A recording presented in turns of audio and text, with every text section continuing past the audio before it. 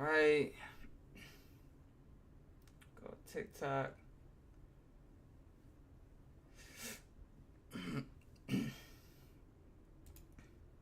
Go live. All right.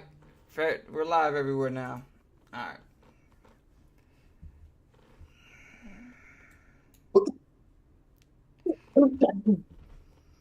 How do I?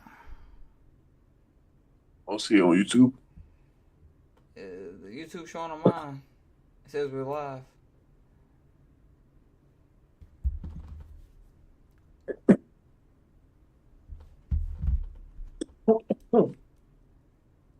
Everything says we're good. I mean, it look like we're good everywhere.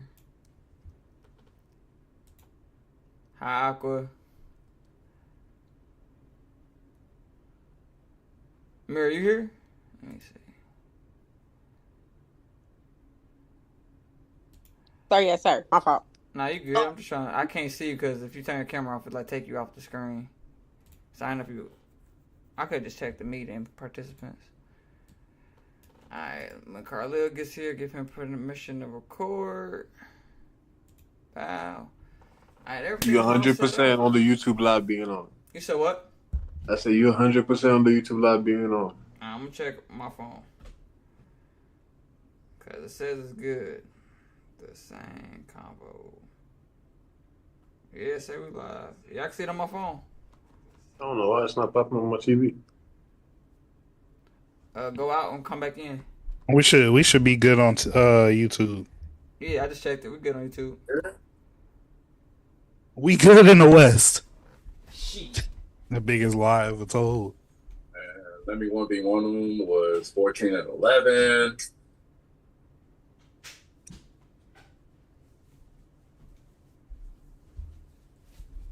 Hey, are you? You have a No, but I was cooking.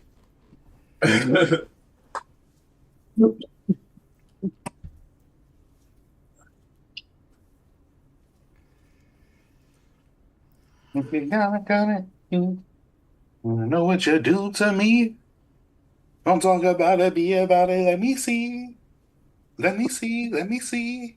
Getting jumped in the Carl back, already so- gave you permission to record. What's up, everybody? Join the live. We're about to get started here very shortly. We starting off with the media entertainment segment today because we got a guest. You can't see her right now, but she'll be up in a second. So we are starting with the media and entertainment segment this time, this episode. Oh, there she go. There go Mirror. All right. Is everybody ready to go? You ready, Carlil? Bomber, you ready? Is a mirror here? Oh, Yeah, she right there. Wow, you just used my government. That is so crazy. Don't ever do that again. Yeah, do it again. Do it again. I Do mean, it your again. Do it government again. is right there in front of the world to see. I bet go. How cheating is that? I'm fucking dead. Oh my god. Hey. Okay, sorry. This is you guys' stuff. Okay. Please, nobody else call me Zamira.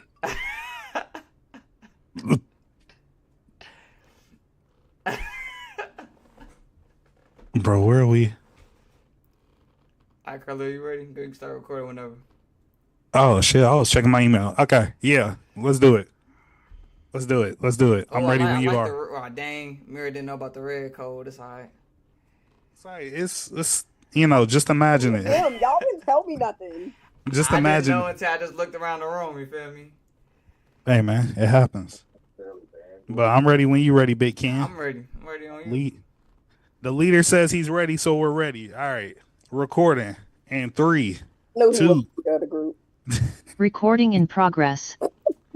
Welcome back. This is the same convo with your same host, Kenny, Carlil, and Bomba.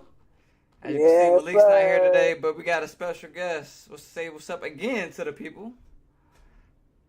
People's champ. Hey, how you doing? My name is I'm Mira, guys. For our conversationalists, you have seen Mirror on a previous episode. She was here for anime, but this time, she's here for media and entertainment. We still in the game, So let's man. get entertaining, guys. I feel Ooh, like y'all got me nervous. Hey, what you nervous for? I don't know what y'all gonna talk about. I didn't give you like a synopsis of what we're talking about today, like a little short. You said dating.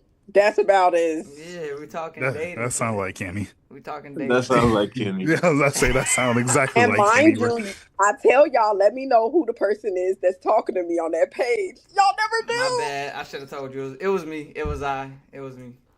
Okay. So what Uh, about dating? That's finna be fun. so this is how we're gonna start off.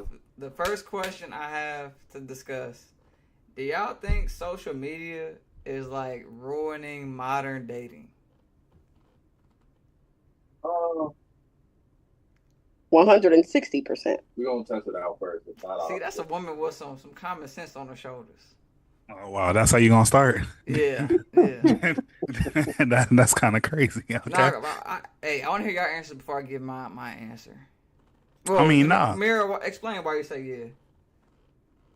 Say yeah, because if we subtract the fact that people was getting dog walked, men and women back in the day, because they didn't play that with each other, but you had to actually get courted. So like I feel like social media has so much easy access, and it's easy for people to believe that like they have a connection to you through social media, when in fact that's not the case. Then everybody wanted to mimic instead of pay attention to what that person likes or what that person wants to do.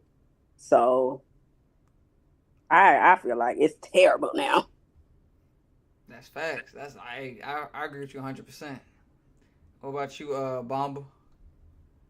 No, I think she said it perfectly, man. 160%, specifically that extra 60%, because it's actually crazy. I think one of the biggest problems now is that people take things online too seriously. Like, what I mean by that is that, like, not everybody that's speaking online or having an opinion is actually qualified too. You know, some people speaking about things because either they want clout or they want a paycheck, or like we're doing right now because it's a topic on the podcast. You feel me? But I'm not necessarily qualified to tell you about love. What you gonna call it? These red pill accounts are not qualified to tell you about love, and whatever these girls be also listening to. Sometimes these people you wouldn't trust in your real life, so why would you trust to take advice from them online? Like you got to find better sources to listen to and Mm-hmm. better, like they're professionals. If you genuinely have a problem with love or whatnot, go to that. But I feel like people just because now you can relate to certain emotion when you're reading certain stuff online, you just subscribe to whatever ideas that person is presenting you, and you build your whole personality around that, and it's just corny. So there's like those two extreme going between those two genders, and it's just been going on forever, and it's tiring. So 160% is affecting us like crazy. What about you, Carlu? I mean, I think they both said it perfectly. I think they both stole my answers. But no, ultimately, yeah, no, I think uh social media has ruined just the concept of dating overall. Honestly, it's a win-lose for women and it's a lose-lose for men, especially on the men's side because why you looking like that? Because I don't know what's going to come out your mouth. Just go ahead. But no, why I say it's a win lose. So let me start with the women's side. Why I say it's a win lose for women because the things that you see on social media as far as relationships is very pro women. You feel me? But it could offer some toxic, I don't know, just the toxic undertones overall. And so that's why it's on a lose situation. But for men, it's a lose lose because like I don't know. It's almost as if you're not doing for your woman what you see another man do on social media, then yeah, it's a lose lose situation. You feel me? At the end of the day, it's like I mean, for example, if you see somebody that's making seven figures and they paying all the bills, they take care of their woman hand and foot. All they gotta do is stay at home. They don't even have to drive themselves most of the time. And then like you making 25,000 a year, and people are expecting you to replicate that. Like that's just 25? and look that's what I'm saying. Like if you aren't able to replicate that, people don't care that you make 25K a year. People don't care. You feel me? That you don't have the same resources as that person. they expect you, hey, you're a man. This is how you're supposed to treat your woman in a relationship. This is how you're supposed to take care of your woman. If you can't take care of your woman, you feel me? Like this man can, you don't deserve a relationship. If you make under a certain, dollar amount a year, you don't deserve a relationship. Like it's a lose-lose situation for all men. You got something to say, Murray? Just a little bit, if y'all don't Nah, mind. go ahead. I'll go after you. Um, I will agree with you that dating in general has turned into a very transactional ordeal. I don't think that it's a win-lose for women. I don't think that it's a lose-lose for men only. I think it's a lose-lose for both. Because men, obviously, I'm talking about they take you to STK happy hour at 10 p.m. From 10 p.m. to 11 p.m. And just based off that, they want some coochie. From you talking to them online, I have responded to people in my inboxes just saying thank you to compliments. And later on, I've got talked to by guys that I've talked to, like, yeah, so you talking to this guy? He over here telling people you telling him thank you. And it's like, hey, yo, it became all of that. Yeah. He said, y'all finna freak. Who? The devil's a liar. But what I will say is, like you said, a lot of this social media stuff, these ladies, they seeing these men. And, these men, 9 times out of 10, if they make it as much as they making, they done did something back way or they done did something the right way. And you sitting up there talking to 21-year-old Pookie and Ray Ray on the block, asking them why they can't afford no steak and lobster in Peru. Can they get there? Can they get there? You know what I'm saying? So it's like, I just think it's a lose-lose for everybody right now. So I feel like all y'all combined was pretty much my answer to this. I will go back to saying, like, I don't think us as human beings are supposed to have this much access to other people and be all in their business as we do. Like, you got to think about it. Back in the day, you would never be able to see this many people around the world just by opening your phone. So there's like different relationships, different experiences that you just would not see just because you didn't have access to it. And when I say that is pretty much how y'all say, like, people comparison's a thief of joy. And if you lose your joy in a relationship, you lose a relationship. So because you're comparing what you have versus something that you've seen online, 9 times out of 10, you're going to lose out on it. Because, like y'all said, it goes both ways, though. Men can compare what other women do for their men versus women can compare what another man does for another woman. It's not just one direction, or it's reciprocated. It's reciprocal. So I don't think us as human beings were ever meant to have that much, knowledge of other people's relationship, especially on social media, because there's two things. It's a lose-lose situation in this front. Either you're going to see somebody complaining about the significant other, and you're just going to say, oh, I would never want that anyway. But then you're going to see somebody else who's doing a lot for their significant other, maybe something that's outside of your means, but your partner's going to say, oh, I want that. Or you might get the rare occurrence where you can say, oh, I'm glad my partner doesn't do that, and that makes me appreciate them more. I don't see that alternative as much as I see, comparison in the negative, though.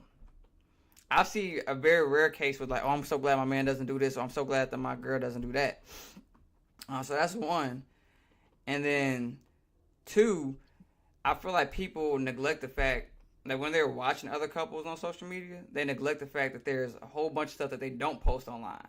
So people always see take what is posted online as face value, and then think that that's all the relationship is. It's only, trips out the country. It's only buying flowers. It's only these home cooked meals. It's only these whatever that goes on in a relationship, when it could be crazy stuff in the background. Them ladies be posting all that, don't be telling nobody they a sex worker.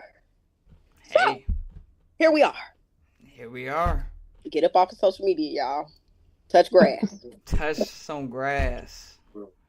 But did I have anything else did anybody else have anything they want to bring up about social media and dating? I just think I just think everybody needs to go touch the grass because social media is like really taking it there for people, I, like yeah, I forgot that too. like even in terms of like let's just say like y'all have to be on social media for y'all jobs. Not going in on y'all in that type of way. Don't even start. No. Don't even I'll start. make the face. I remember I was asking about sound effects a little while ago. That's because Uh-huh. people are donating on TikTok right now. We got some. Oh, We I got was gonna 10 say I GGs wasn't from Vert. sure We what got a heart that said. from V-Ski. We got 5 more GGs from Vert. Appreciate y'all. Appreciate Hey, you, my boy Vert. Beastie. Hey, appreciate y'all, man. Thank you for the Appreciate roses. y'all. But yeah, like y'all, I know some women that are not mature enough to handle somebody that has a social media presence. Cause now it's like, okay, a lot of my homies that do social media and do streaming and stuff like that, and they get in the numbers that they get, obviously that comes with attention, whether you're a man or a woman. And so, like, I know women that lose their mind about little stuff like that. And it's like, you can't be pressed about that because it's the same as a man being in your inbox and you don't want them. Yeah. But at the same time, like social media just make it such a thing. Oh, if a man like this picture, then it's a problem. Oh, if a woman twerk over here, then it's a problem. It's like it's just always a problem. It don't seem Mm, like nobody happy on there, boy. yeah, nah. That's another Same thing I here. forgot to bring up. That social media also brings about problems that also didn't exist, like liking pictures. Like why'd you just like his picture? Why'd you just like her picture? And it Because opened. because it's fucking Rihanna. I'ma like her picture every time she posts something. She don't make music no more.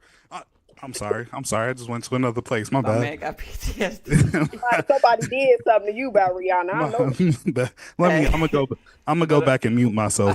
what else? But like Mira talks mentioned like DMs, like men don't just need your girl's phone number no more, talk to her. Or vice versa, women don't need your man's phone number to just talk to him. Sliding the DMs is very accessible, very easy. Just giving somebody a compliment, and like Mira said, just saying thank you could be too much for some people.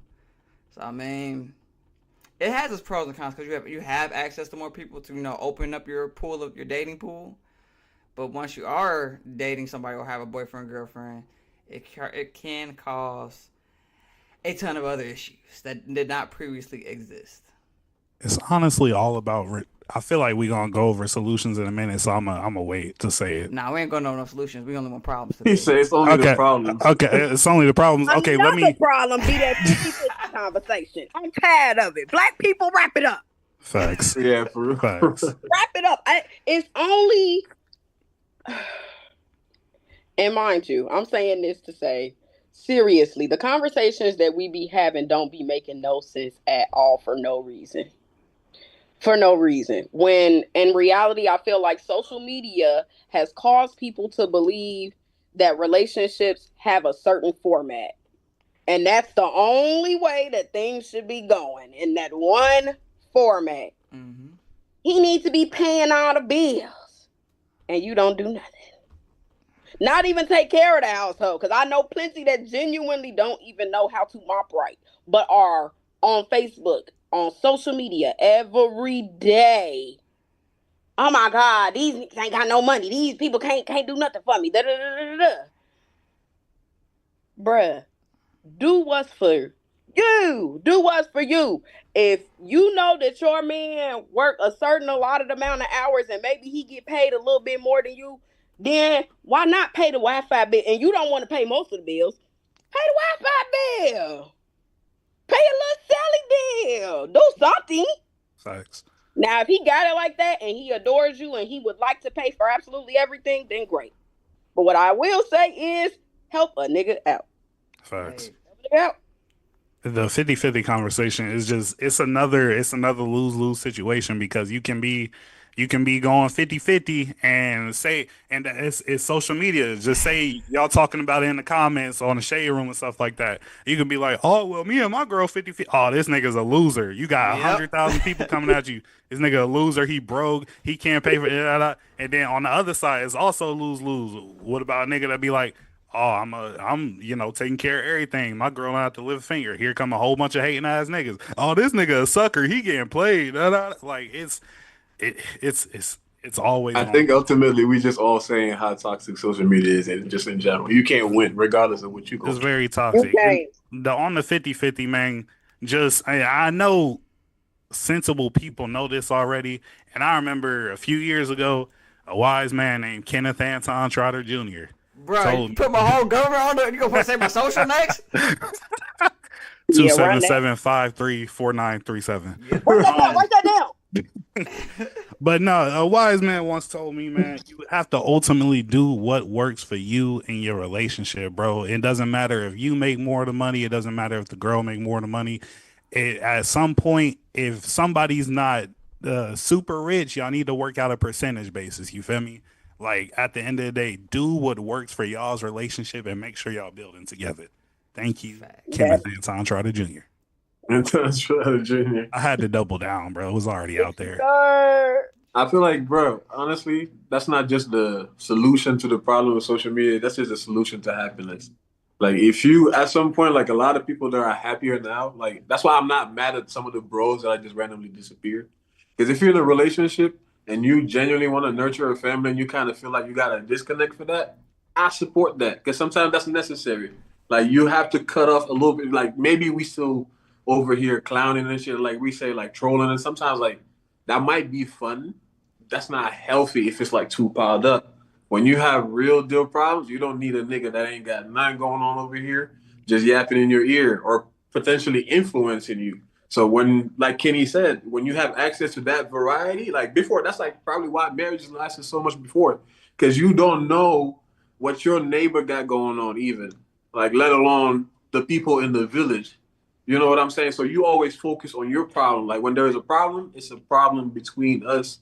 We are dealing with it first before I even get to consult somebody else. But like nowadays, when you get a problem, you might go online. And just because you relate to something too doesn't mean it's right. Because sometimes like you might have a feeling, like you might be angry. You go online, another girl is angry. She posts something online and you see it, and then like now you're just like, oh, I relate to what she's saying. Just because you relate to it does not necessarily make it true. It's just like right now, maybe you're in that state where that just makes all the sense, but because y'all been through the same shit. However, now y'all taking it into reality. Niggas doing the same shit over there. It's like it's as men specifically for the niggas. It's a lot of men that when they get that one specific breakup, they make it their whole personality that they just like lost that one. And then now you hit the gym, you hate girls, and you're just like about some handle chase shit and like get your money, fuck everybody. I'm just like, bro, you think that's your whole personality? And then that just doesn't stop there because regardless of who you are, you just keep that anger built up in you. You grow up with that. You get to 40, 50 years old, now you got to unpack all of that shit. And that's where we struggle.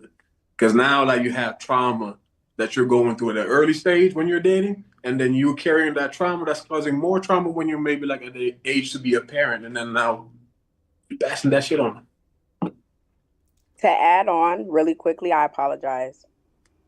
I do not agree with not letting nobody know what's going on.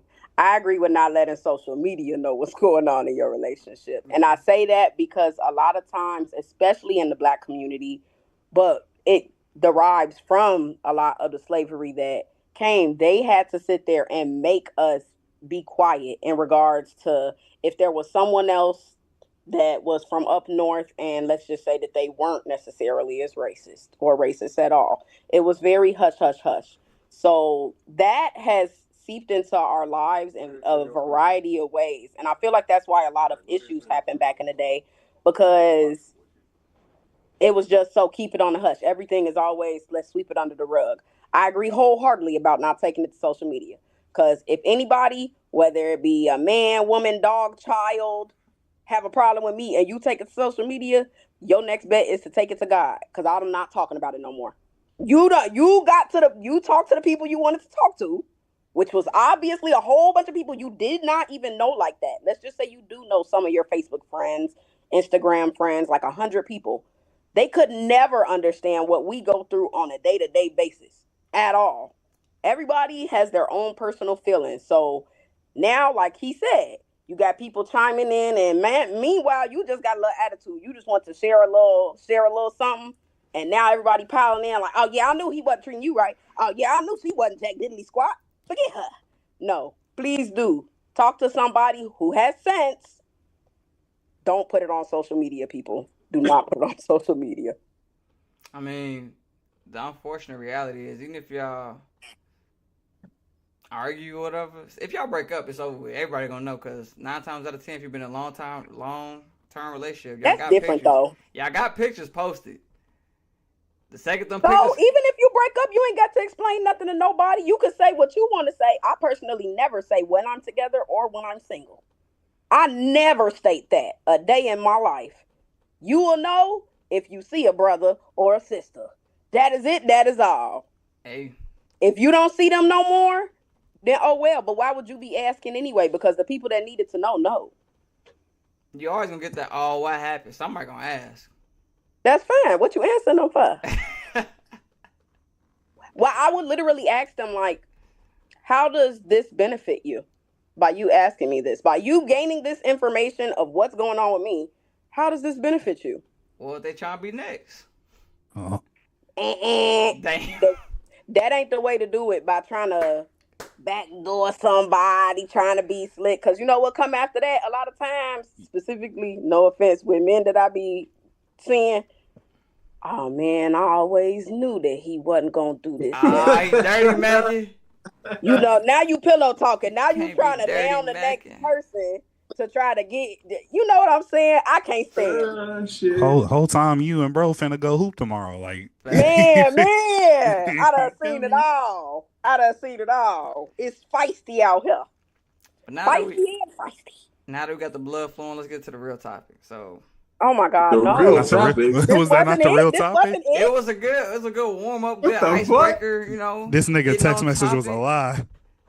Icebreaker. Why? It was a good, icebreaker, good warm up to the main topic. was It's a a goddamn little iceberg, nigga. game that I've been Bomba- seeing played on. Bomba, I ain't That said was this a in a fucking iceberg. He said icebreaker. Bomba, I ain't said this in a while.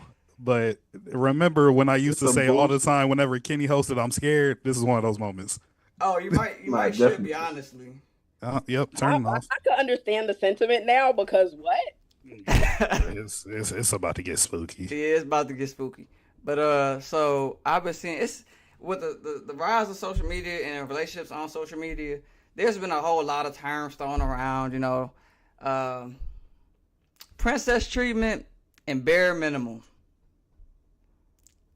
So guess what we're about to do, guys? I'm gonna ask Bomb and Carlil. I'm gonna ask y'all certain things and ask if it's princess treatment or bare minimum. Y'all gonna give your answers one at a time, and then we're gonna get our answer from our local woman here, Mirror. Oh, look at If it's bare minimum or princess treatment. She's now Our part of local woman TSC. is actually crazy, She is bro. TSC's local woman. That is your Local role. woman. Hey, Feisty. put that in your bio. Local woman. Got it. You know what? Next time we have some mirror, there you go. That's what go put hashtag. I gotta tell Local Ragoku woman. to watch you, bro, because I don't know. What you I mean? don't know. We're only men here. We need a woman for this. You can't do this with just men. I agree, but I just feel like I'm getting set up. Yeah, they finna talk about me so bad, because Nah, baby, no, they not. the standards is high, and really they not high. It's just high for today. That's So fine. That's okay. Women are. Well, that's okay. I'm gonna say this before we get started. Both men and women are allowed to have standards. So for what some men say is princess treatment is his standard, women are allowed to have their standard what princess treatment is. But we're gonna get into all of that right now. Good God, gang. But I'm gonna get back on screen. There you go. All right. We're gonna start simple, then we're gonna spice it up as we go along. Don't look so afraid, Carlil. Alright, so the first scenario or first question is princess treatment or bare minimum? Opening up doors for the woman that you're with. Carlil, is that princess treatment or bare minimum? It's the bare Bare minimum. minimum. Mirror? Bare minimum? it's the bear. Round of applause. Round of applause. Yes, sir. Okay. We all agree for We what? all agree. Okay. For once. For now.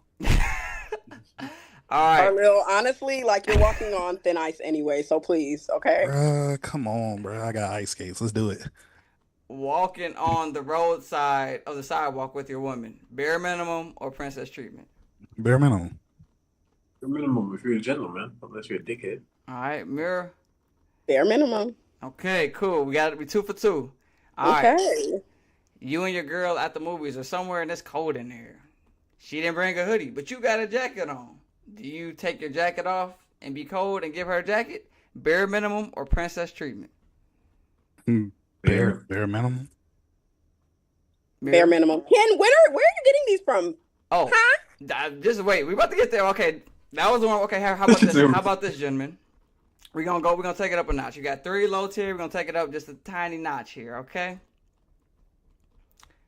You and your girl buying her flowers just because. It's not anniversary. It's not her birthday.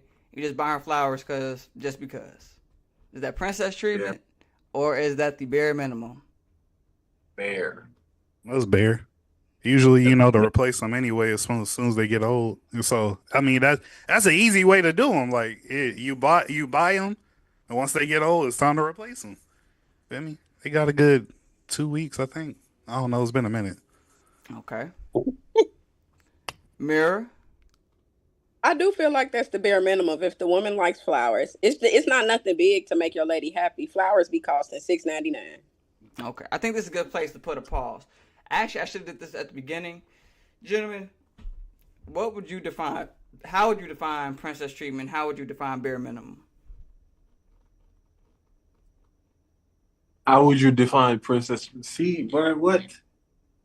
I'll give my definition. On today's episode, to me, bare minimum is what you would do for any woman. Period. Like opening doors, it don't have to be my girlfriend for me to open the door for you, or we don't have to be in some long term, very committed relationship for me to open the door for you. That's something I'm gonna do regardless. That's what I would say is bare minimum. Just things I would do just generally. So how you would treat a woman in general? Yes. Okay. So you would buy a flower consistently for a woman, just generally. That's what I'm asking y'all. Like that's twisted because we're talking about relationship. Then you should. That's what I'm saying. So if you're boyfriend and girlfriend or just dating this person. But because how the conversation is going is when you're asking, is it bare minimum of princess treatment? That's an argument within a relationship, like where that gap goes. If I'm answering generally, then I blur the line for that. That's what I'm saying. I can't between bare minimum. I agree with what he's saying. You saying what the level of the relationship is? Yeah, because it's about your girlfriend. Okay. Your girlfriend versus just the general, then you're blurring the lines. It's hard to. I wouldn't buy flowers for a random girl. I would do it for my girlfriend consistently. Could you give us an example of princess treatment, Kenny, just so we can post something to build off of? Why you saying no? Because this is my segment, and I want do that. That's what the whole game is. If I give it, y'all from out south, y'all be all right. You got to keep an eye on y'all. What you mean? I've been in two very long term relationships. It ain't me. That ain't what I'm saying. Hey, why? Hey, Kenny, we need an example, bro. Nah, y'all gonna give your answer when I ask y'all the question what princess treatment is. Okay, so are we wait. So we're not speaking general and we're not speaking if we were in a long-term relationship. So are you speaking in terms of just a couple of months of dating? Okay, let's do this. Let's put you in a relationship. You are in a relationship with somebody for 6 months. Okay. This is a 6-month relationship. Half a year. Yeah. Okay. What is bare minimum versus princess treatment? Okay. Got it. Actually, I'll give you a range. 6 months to a year. That's the part. That's where you're at. 6 months to 1 year. Are we together? Real bad. That's what my standard. Real bad to me is not. I've been in a 6-year relationship. I've been in a 3-year relationship. 1 year ain't. It's y'all together, but it ain't nowhere near the other ones. I'm in a 7-year relationship, and I think I'm speaking more so from my age. So at this age, it shouldn't take you a year to figure out that you want me to be your girlfriend. Oh God, no, you're already girlfriend. You're in a 6 month to 1 year relationship. You're already girlfriend. So I am in a relationship. We're not just casually dating. We're together. This is a 6 month being girlfriend. Oh. So I think in terms of a relationship, if you're with somebody from 6 months to a year, you're already doing a bare minimum. If we're going off the examples that we've already talked about, that's just it. Especially it's about how you were raised too. I feel like as example for somebody that was raised around all. I have 5 sisters. It was just me and my mom for a little bit before my stepdad came in the picture. I mean, even afterwards, like my mom raised me a certain way on how to treat women, whether that is a friend or relationship. So I believe if you're in a 6 month to a year relationship, you're already doing the bare minimum, which is opening doors. You should have been Uh, doing that before y'all was together. I'm Right, but saying, that's how they got in a relationship, Yeah. is what he's I saying, because he I was No, didn't doing no, say all I'm that the not I saying. wasn't. No way. I'm not saying for that for you, Carly. I'm just saying that for the audience. Okay, Oh okay, yeah. okay. Yeah, not you, So Carly. just everything that we consider the bare minimum, I feel like that's what we're already doing. It's hard to give an answer for princess treatment because I don't know what the host Oh, example of they're princess treatment coming. is. They're coming. You just gotta come on. All right, let's get back to the game. I do not like no light skinned bald head man, but anyway. Who's light skinned and ball? Why Shamar Moore just catch a stray? Like what? Why does Shamar Moore catch a stray?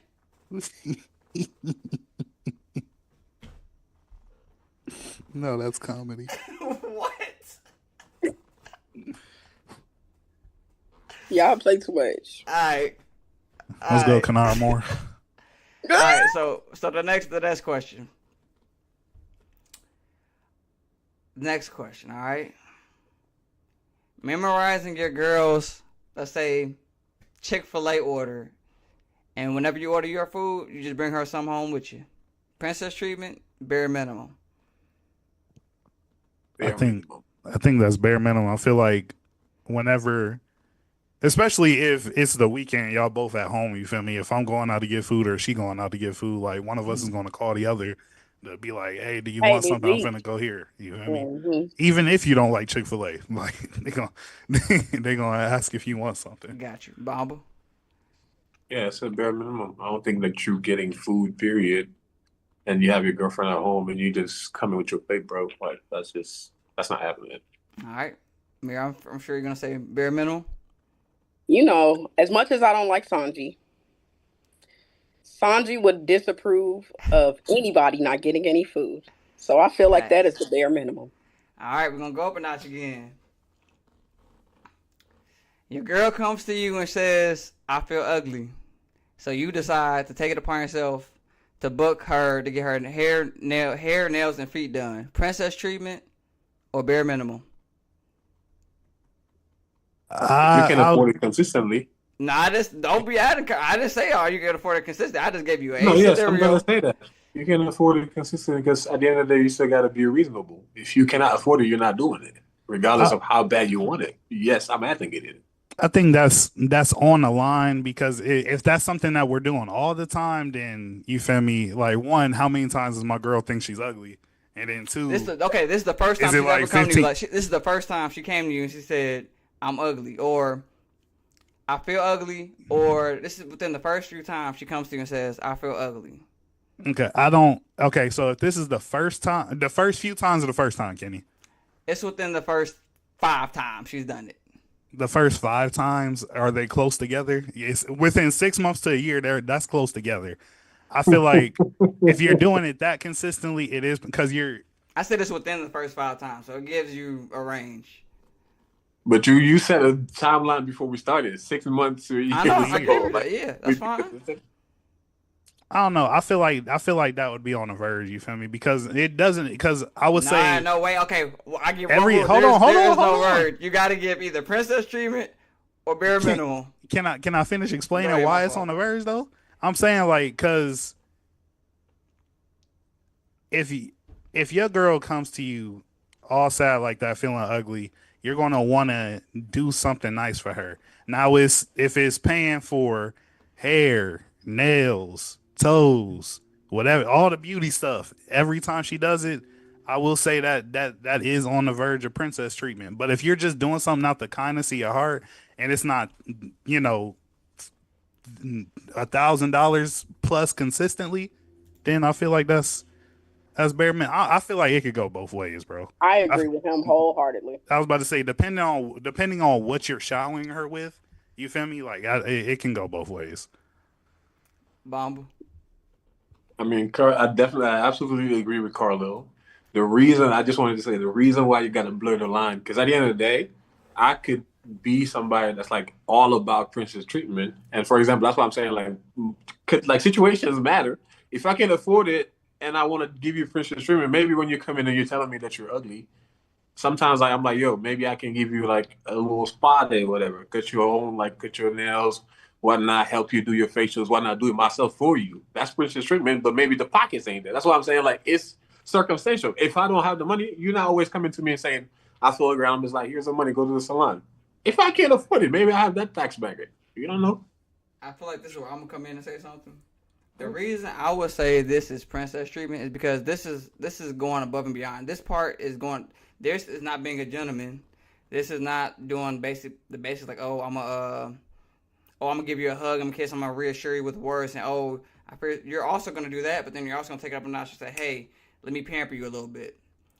I feel like once you start pampering and start like without even having to ask, she didn't ask you to pay for anything. You just did it out. You thought of it, the planning. She said, I feel ugly. She didn't say, hey, can you pay for this? You said, hey, I just booked you this. I just quiet. And you take her to it. That's what I said. I said, you pay for her hair and nails to get done. She didn't come to you asking you to do it.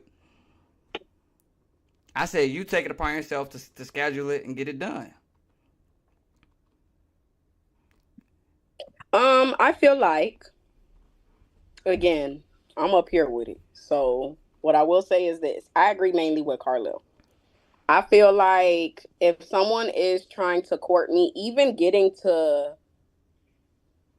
prior to us being 6 months of a year together, if you're courting me, then you're noticing things about me. You'll notice that I am a woman that likes to look nice. And me personally, the family that I've derived from, like, it's never not been a problem for any of the women to come up and be like, hey, babe, I'm finna go get my hair done during this week. And then they just send it immediately. Like, not even know. So, like, what I will say is if it's to the extent of what you're saying of like everything at one time frame, the wax, the hair, the whatever else, new outfit, whatever else, lashes, whatever, doing all of that should be princess treatment for like anniversaries. But I do feel like it should prior be already doing sporadically.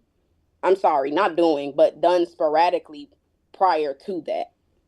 So that it's like you build up more of an appreciation because it's like, oh wow, I know he normally gets my feet done. I know he normally gets my nails done, but he done sat here and he did the fireworks. I'm finna do it. I mean, well, I'm finna tweak out on him in a good way. Now, I feel like that's when you know you giving princess treatment, cause she gonna show out. Well, this is what I'm saying. If it doesn't automatically correlate, I feel like it's princess treatment. So, for example, if you go out, if you about to walk into a building, I don't open your door. You can, after that date or whatever, you're like, girl, we went on this date. He didn't even open the door for me. I don't think reasonably a woman when she comes to her man and say, hey, I don't feel too beautiful right now or whatever. I don't think a woman's gonna complain if a man's natural reaction isn't to, or guess like either later that day or the next day plan a whole beauty day. I don't think that's the natural reaction to that situation. Like, say a man, reassures you're beautiful, most beautiful girl in the world, shower her with love. I think that is the bare minimum reaction to it. To go above that to, okay, let me go get my girl and let her get did up so she can feel beautiful about herself, because it's not always about how we view our woman. Our woman has to also look themselves in the mirror and feel good about herself. So if the natural reaction, if I'm doing more than just the natural response, I feel like that's going towards princess treatment, personally. Yeah, but me personally, I just understood it as like when you asked it, I understood it as like, for example, her coming to you and saying like, "I'm ugly, I want that" type. Oh no, okay, I see what you're saying, Bamba. I was just saying that sometimes your girl comes to you and says, "I just don't feel beautiful right now." It happens. That's what I think. If you have the thought process of, okay, even if I do think she's the most beautiful girl in the world, the next level is to make her feel beautiful about herself and to do the things that she likes for her to feel beautiful. That's I'm not doing that for just any woman. You know what I'm saying? If I'm with you, clearly I think you look good or whatever. Like if I made you my girlfriend, I clearly decide that you look good. That I would like to be with you. When it gets to the point where you're thinking about how to help them internally and do things without even asking to do that, I think that's, you know, more than just bare minimum. I wouldn't say that's bare minimum to me personally. I feel like, again, like I kind of agree with you toward the end of like the amount of energy that's put into it. Mm-hmm. So like, again, prior to, you should be casually getting my feet done. You should be casually getting my lashes done because you just see that that's something that makes me happy. But in terms of someone going that extra mile, hitting up that hairstylist, hey, how much is your hair appointments for a wig to be put on? And then you know where your girl like to go for the nails. Oh, okay, hey, can you set up an appointment for her feet and her hands? I feel like that's when it becomes princess treatment. Like the when the extra thought is on it and you're doing the footwork, not a woman coming to you saying like, "Hey, babe, I want some money for my nails," or you just casually giving her money for the nails because you don't know where she going, you don't know what time she going, you don't even give a fuck. You just wanted her to get out your face. Okay. So wait, so what you got to give it? We got to have a concrete answer, Mira. Is this princess treatment or is this bare minimum? We can't do gray areas. I'm sorry. Like I said, I feel like if you add those extra steps, then it's princess treatment. But prior to that, you casually just giving her money to go get her feet done, her hair done. That's not princess treatment. That's bare minimum. Because I would do personally. See, that's the thing. The prompt wasn't the question I gave wasn't you give your girl money to go get her hair and feet done. It was the prompt Right, I you said know what you said you specifically was princess treatment. got all right, cool. Don't get on me, lawyer boy. No. I just want to make sure that my questions are clear. You know what I'm saying? That's all. All right. So, princess treatment. Yes. All right. The next one I'm gonna go with. It's your girl's birthday, or you know your girl's birthday is coming up. You ask her what she want to do. She says, I don't really want to do nothing for real. You hear that? You be like, you know, us men do like, are you sure? Like, don't tell me this. And they get mad when you're sitting here watching on TV, watching Netflix. But anyway, you don't do that, right? It's a birthday. You talk about us men like I don't date women too. That is stressing me out so bad. Mira, you're the last person to answer the question. I'm talking to Carlilla about. I gotta give the answers first. I be having a headache with them too when they say that, because you know you lying. You making this harder for the both of us. Ladies and gentlemen, our local woman. See, now the name.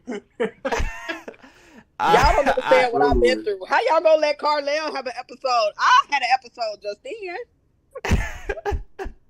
Oh, Lord. I'm just gonna forget my birthday. Ain't nothing going right. Go to Cancun, lady. Something. I feel that. Alright, so your girl tell you she don't want to do nothing for her birthday, and you solidify with her that hey, she don't want to do nothing. But you're a smart man. You don't fall for that trap. Never. And instead, you plan like a little cabin trip. Princess treatment, bare minimum. Okay, a whole cabin trip though. that's 2 flights. That's a cabin.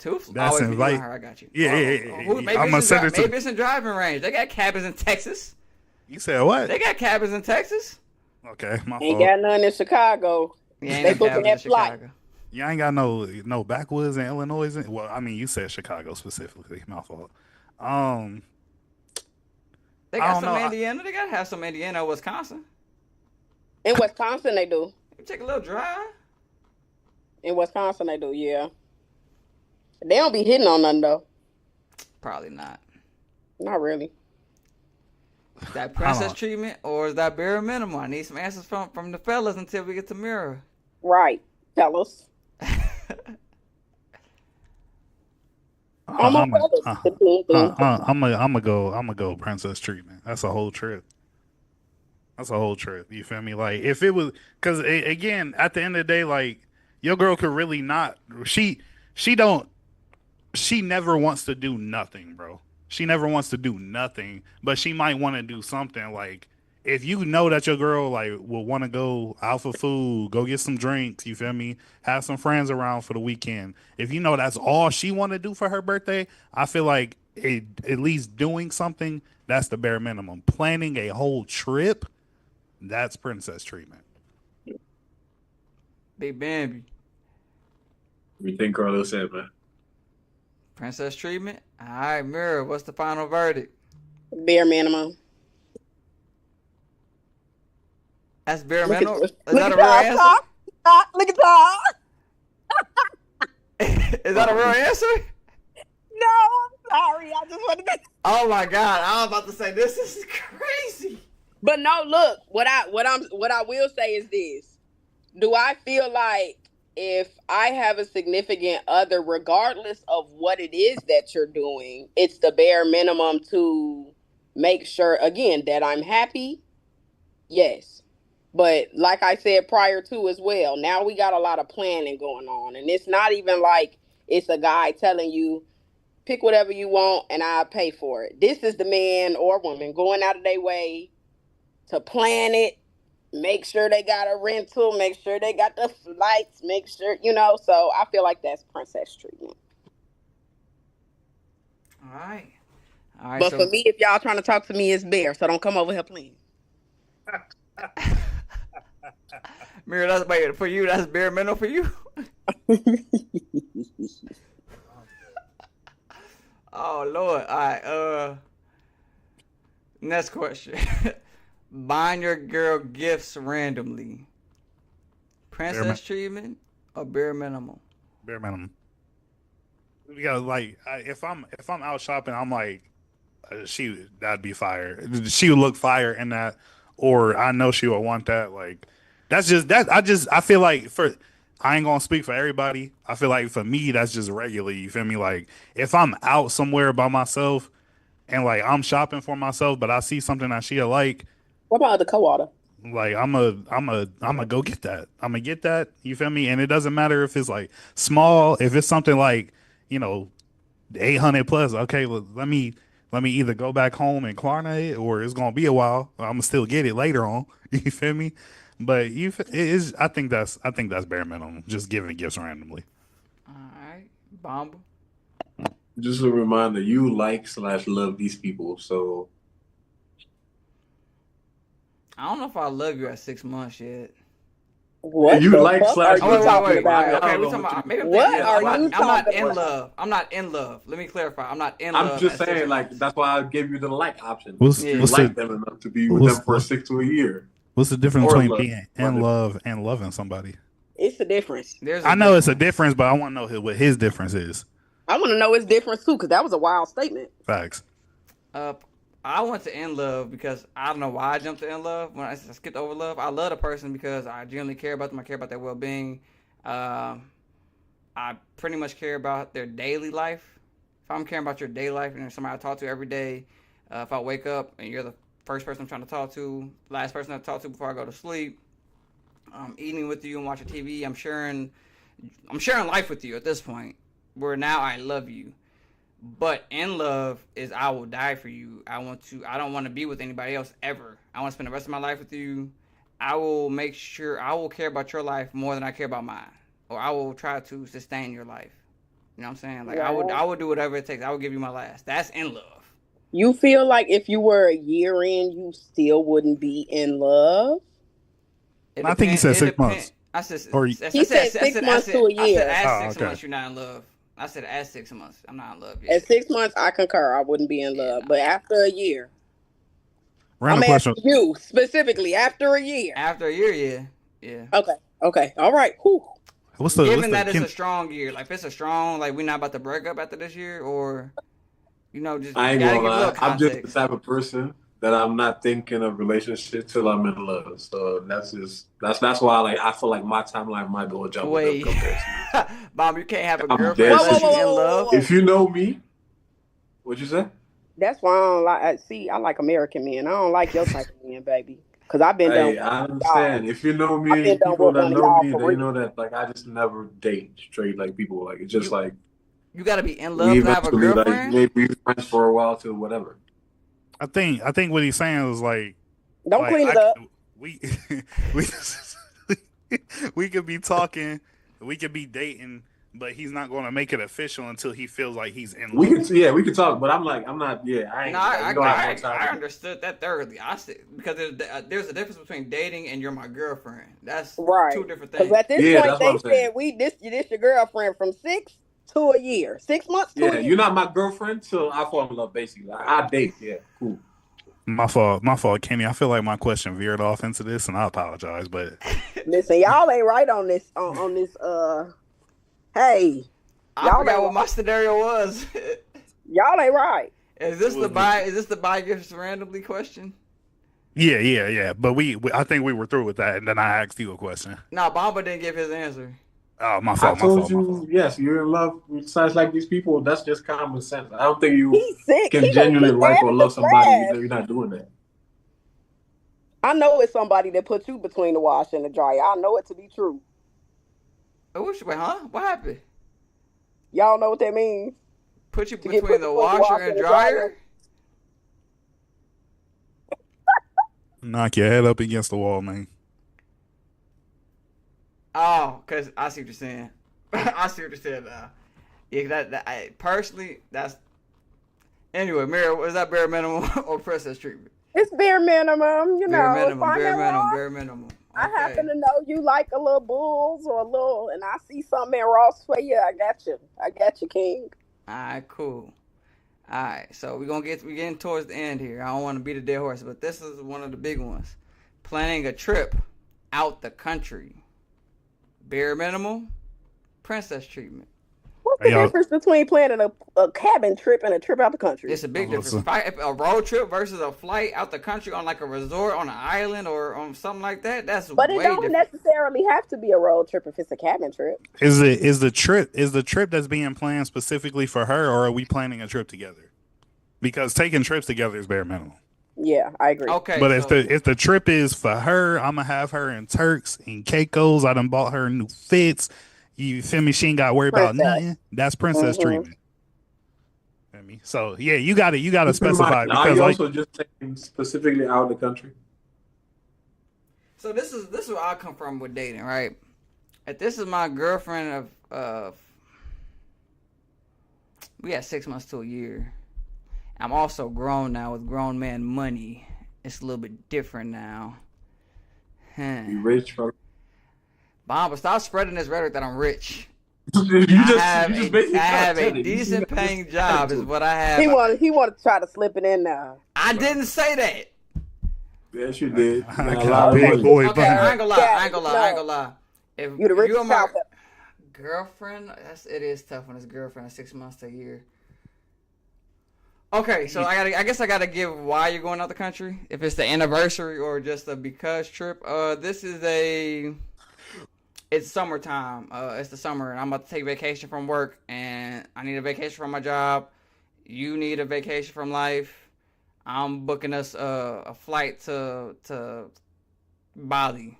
So y'all decided this together? No, we have to think about this when it comes to princess treatment and bare minimum. The woman is not involved in this at all. It's not like we're planning this together. I'm doing this unilaterally as a surprise or just as like I'm just a man in a relationship. Babe, go get ready, go pack your bags. We about to go. Okay, that would be because how you just explained it to you was like I need to take some PTO. You thinking about yourself with the trip. Like if I'm thinking about myself too for the trip, like I feel like that's bare minimum because I feel like I'm planning the trip for us. But if this is a trip specifically something that I want to do for her randomly, I'm about to take her out the country. That's princess treatment. Bomba. What you just explained, I'm gonna go with bare minimum.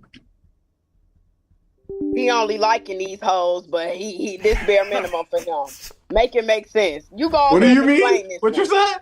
Nothing. Go ahead, brother. It's because the way Kenny explained it made it seem like it's for both of us. That's why he said that. It just makes it look like you're just as a going man, but it is ultimately for. What'd you say, Bomba? I didn't mean to cut you off. That one more time? I said, what did you say? I didn't mean to. I was answering Carly, but I was just saying that like it just happens that you're planning a vacation. You have your girlfriend. Like Kenny said, both of y'all exhausted. Obviously, you know. Okay, I'll give more substance, I guess. You need some time off from work, but you don't necessarily need a trip out the country for yourself. You'd be cool with just sitting on the couch chilling, just sleeping in, or you'd be cool just hanging out with friends, maybe go to the bar, just enjoying not working, sleeping in, that type of stuff. That's your typical thing.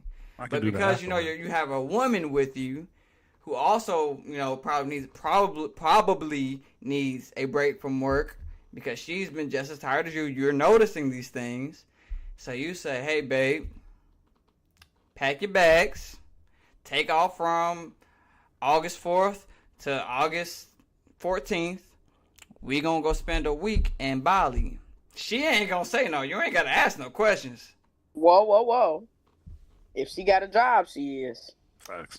If she got a career, she's gonna have to tell you, hold that thought, babe. Give me August 26th through September, whatever. But also the way you started it, I'm still thinking about myself as well. If I'm thinking about myself, and yes, especially if we ain't taking a trip together in a minute, you feel me? You said I'm tired. I got PTO. I'm noticing I'm still. I started it off. You started it off thinking about yourself. Go ahead, Bamba. I think this is how you gotta ask it, right? You just happen to have PTO. She can also get PTO, but before that you make plans, she's just like, "Yo, I want to go to Bali, maybe. Yeah, the flight expensive. I want to go to Bali." And then maybe if you're like, "Oh, let me see," then that might be like, "Okay, that's Princess Shrimmin," because you're just doing that because you know. Because You know now what I'm saying? y'all are Like, because she subjugating asked. dating, Like, she brought it out. y'all are figuring shit out, and now we back to you going out your way to prepare and plan for something outside of the normal. But I can't be like, "Yo, get up, package, let's go," and then be like, "Nah, she wanted that princess." No, she just chilling. Can somebody check the? Hold on. It look like He TikTok tired frozen. of us. Is TikTok frozen? So wow, Bamba, wow. What's the longest relationship you've been in, Bamba? You said what's what? What's the longest relationship you've Hear been our in? voices. I mean, wow, I said it is bare minimum. It is frozen, but I could hear our voices. Yeah, I can hear our voice. Still, I don't know why it's frozen though. Longest, I would say 5. Okay. That's the last one. That's going right now? Nah. Okay. No I know more. I'm a monk I know now. Kenny got a wife. Who? You. I'm a monk.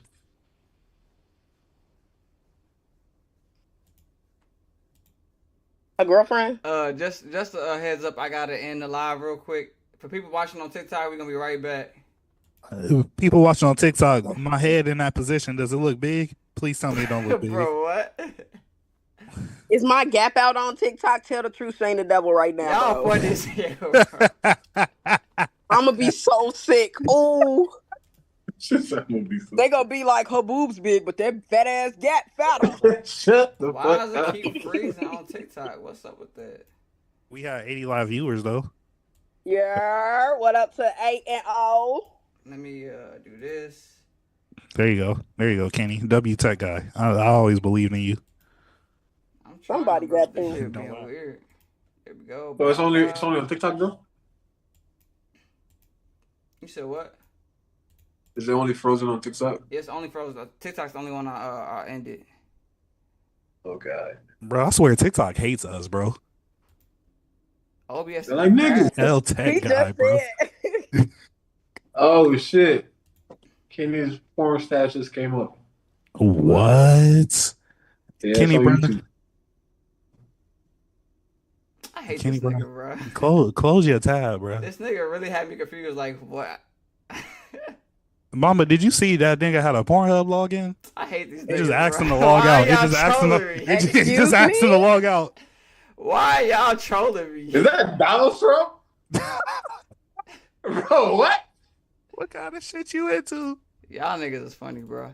But Mira, to answer your question, I am currently a free agent. I'm out your business. I'm way out your business. I'm finna zip it up for almost the remainder. I was like, you. All right, we good everywhere now. I think TikTok is starting. Wait, up. we back live. Yeah, Hold on. TikTok back live. Oh, okay, let me shut up then for real. Everybody check. YouTube is fine. Oh hell. Yeah. Carlil, edit that out, please. Edit that out. Edit that out. Edit that out. I got you. Bet. Maybe. I mean, it ain't gonna change facts, so. Mm. All right, back to the topics. Back to the topics. Back to the topics. Mirror is planning a trip out of the country, not for yourself, but more for your significant other. Is that princess treatment or bare minimum? Why did it take him 5 times to ask the question right? You gonna let them talk about you like that? For me to address it would mean I have to care about what he said. I'm saying you ain't gotta care, but you did finally ask it right. Ooh, to answer your question, to me it wouldn't matter whether it was down the street or out the country. That's the bare minimum. We're together. Bare minimum. So he buys your flight. I'm kidding. I'm not really kidding, but overall, what I will say is, again, it's the amount of extra effort that's going into it that would make me feel like it's princess treatment. But as someone who can, if I felt like getting up this weekend to go out of town, and I do mean somewhere like Hawaii even, I can go. So are you saying if you could do it for yourself, it's not princess treatment? I'm not gonna lie, a little bit, yes, but again, it's more so the thought that counts. So again, them going out of their way to do everything, like, I think that's cool. I think that's princess treatment. But it's more so like what Carlil said. Like, I'm more of a percentage of me personally leaning towards bare minimum, but for a lot of people, it's a lot. A lot of people haven't experienced that. A lot of people haven't gotten treated right, even to the extent of, hell, getting taken to Miami. So I can understand how that would be, like princess treatment to a lot of people. I really could. Especially in this, you know what? I'm switching because baby, we is in a recession. That's a princess treatment. Never mind. I take it back. Take it back. Recession. I was about to ask you. So for your relationship and your standard and your bare minimum in your relationship, if you aren't dating a man who could take you out of the country on just a general basis, like more like regularly, that's bare minimum. I mean, I could do it. You can go out the country regularly.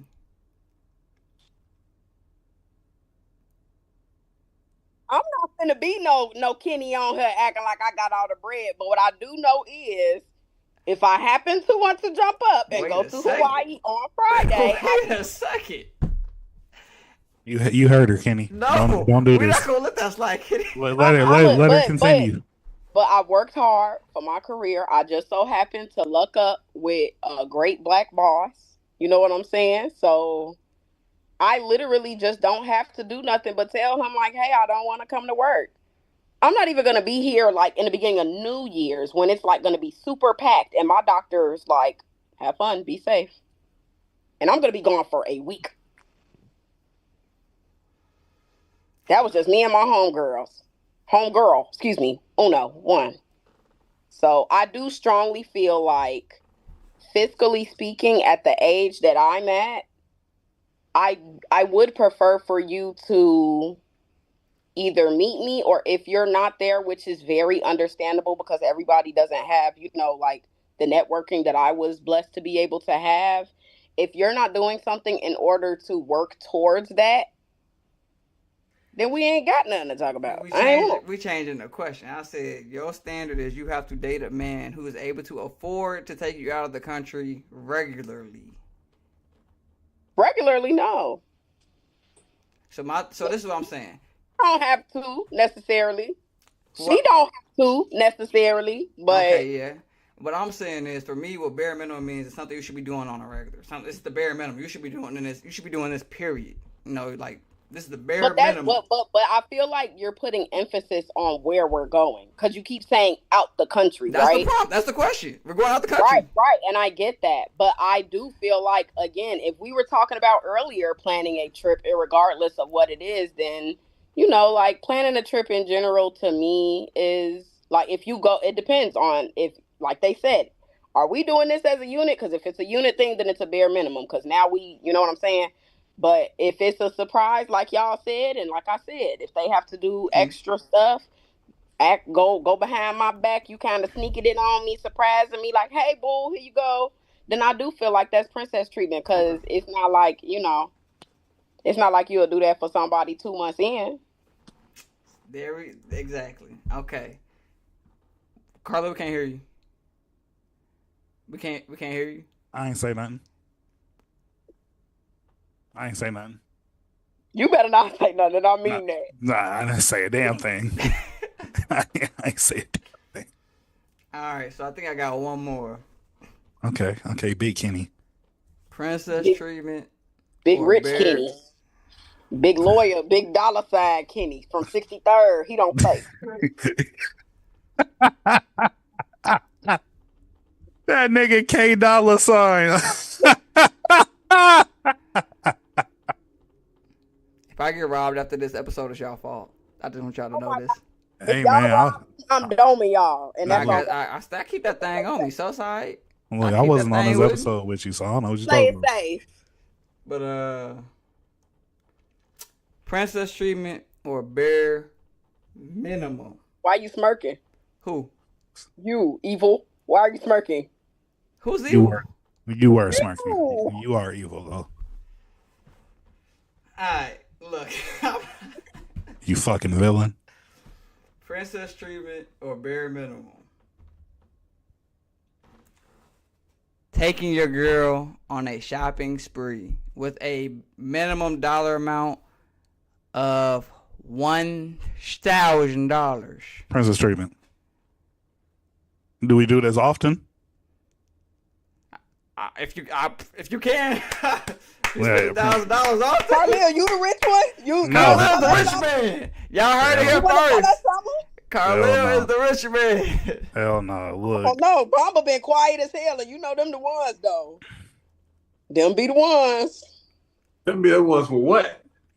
With the coins. And you over here talk about how you don't be loving hoes. You ain't see me with my missing tooth. You talking about the coins, please? You the one with the coins, baby. Yeah, please. You say it every time I talk, I whistle. Hey, yo! I was beat your ass. That ain't right. Are you okay? That ain't right. He the one who brought he brought. But you gonna repeat it in front of company? Hey everybody. But okay, we need to get back. Let's get back solidified. Treatment. Get back solidified. Kenny is the only. I'm dropping it. Minor shopping spree, $500. Princess treatment. I'm gonna speak from my personal my personal funds, my personal bank account. If you want a $500 shopping spree every 2 weeks or so like that, look, I can't do it, and I'm not gonna do it. Your original question was 1,000. That's even worse. You feel me? That's even worse. Me personally, I think taking your girl on random shopping sprees, no matter the amount, is princess treatment. Now, princess treatment is not necessarily bad if you can afford to treat your woman like a princess. It just depends on a man. It depends on a relationship. You feel me? So, but I will say it is princess treatment if you take it on, because that's different from an example of that I would consider like bare minimum is just one of the scenarios we said earlier, like you going out either by yourself or with your girl and you see stuff she'll like and you buying it for her right then and there, because that's necessarily like a random day y'all going to the mall together. You're not going to spend $500 on your girl on a random day. You feel me? But if it is your mission, your duty to spend 500 plus on your woman, uh, every time y'all go out shopping, then taking on shopping sprees, yeah, that's princess treatment. But again, me and Bomba are not K dollar sign over there. You feel me? I'm pointing this Bruh. way. Hopefully when it posts on YouTube, it's pointing the right way. But yeah, we not this nigga. This nigga can do Can't that. Me, tell. me and Bomba can't. I Well, can't I don't tell. know if Bomba can. I can't. Bomba princess treatment or bare minimum? Princess treatment, man. Just to clarify, you said 500 every 2 weeks. That's what you said, I didn't right? say no. Carlil added Every that. 2 weeks would have been bam. Yeah, Carlil added that every 2 week part. I said taking your So girl on a random. what's because you been giving us a rate. Bamba What's the know he rate? could do it every 2 weeks. That's why he's sitting up there quiet. Big Bunny Bamba. What I'm saying is, I don't want y'all to think that any of these things that you're doing are things that you do often or all the time. It's just that every now and then you might, plan a trip. You might pay for nails here and there. You might. These aren't things you do regularly all the time. They're sporadic. If you're just Yeah, saying sporadic. if you're just saying like something that might happen every now and then, like maybe because a birthday might come and you might do that. No, You know no, what okay. I'm So saying? this, when you're doing it, it's not for any major occasion. It's just a random occurrence. Like I said, it's random occurrences. It's not, her birthday coming up, let me take her shopping. It's not, her anniversary's coming up, I'm gonna take her shopping. It's a random Friday afternoon. You're like, let's go to the mall, and you just let her buy whatever she wants. Regardless of how often it's happening, it's princess treatment because it's a choice that I'm just making just to that's that extra. It's just you just want to shop. I just want to give you money to go splurge, regardless of what it is. Like I feel like it's princess treatment. All right, Mira, this princess treatment or this bare minimum? Y'all ain't gonna like my answer. We gonna respect it though. But let me tell you why prior to. So again, it's certain stuff that I'm used to.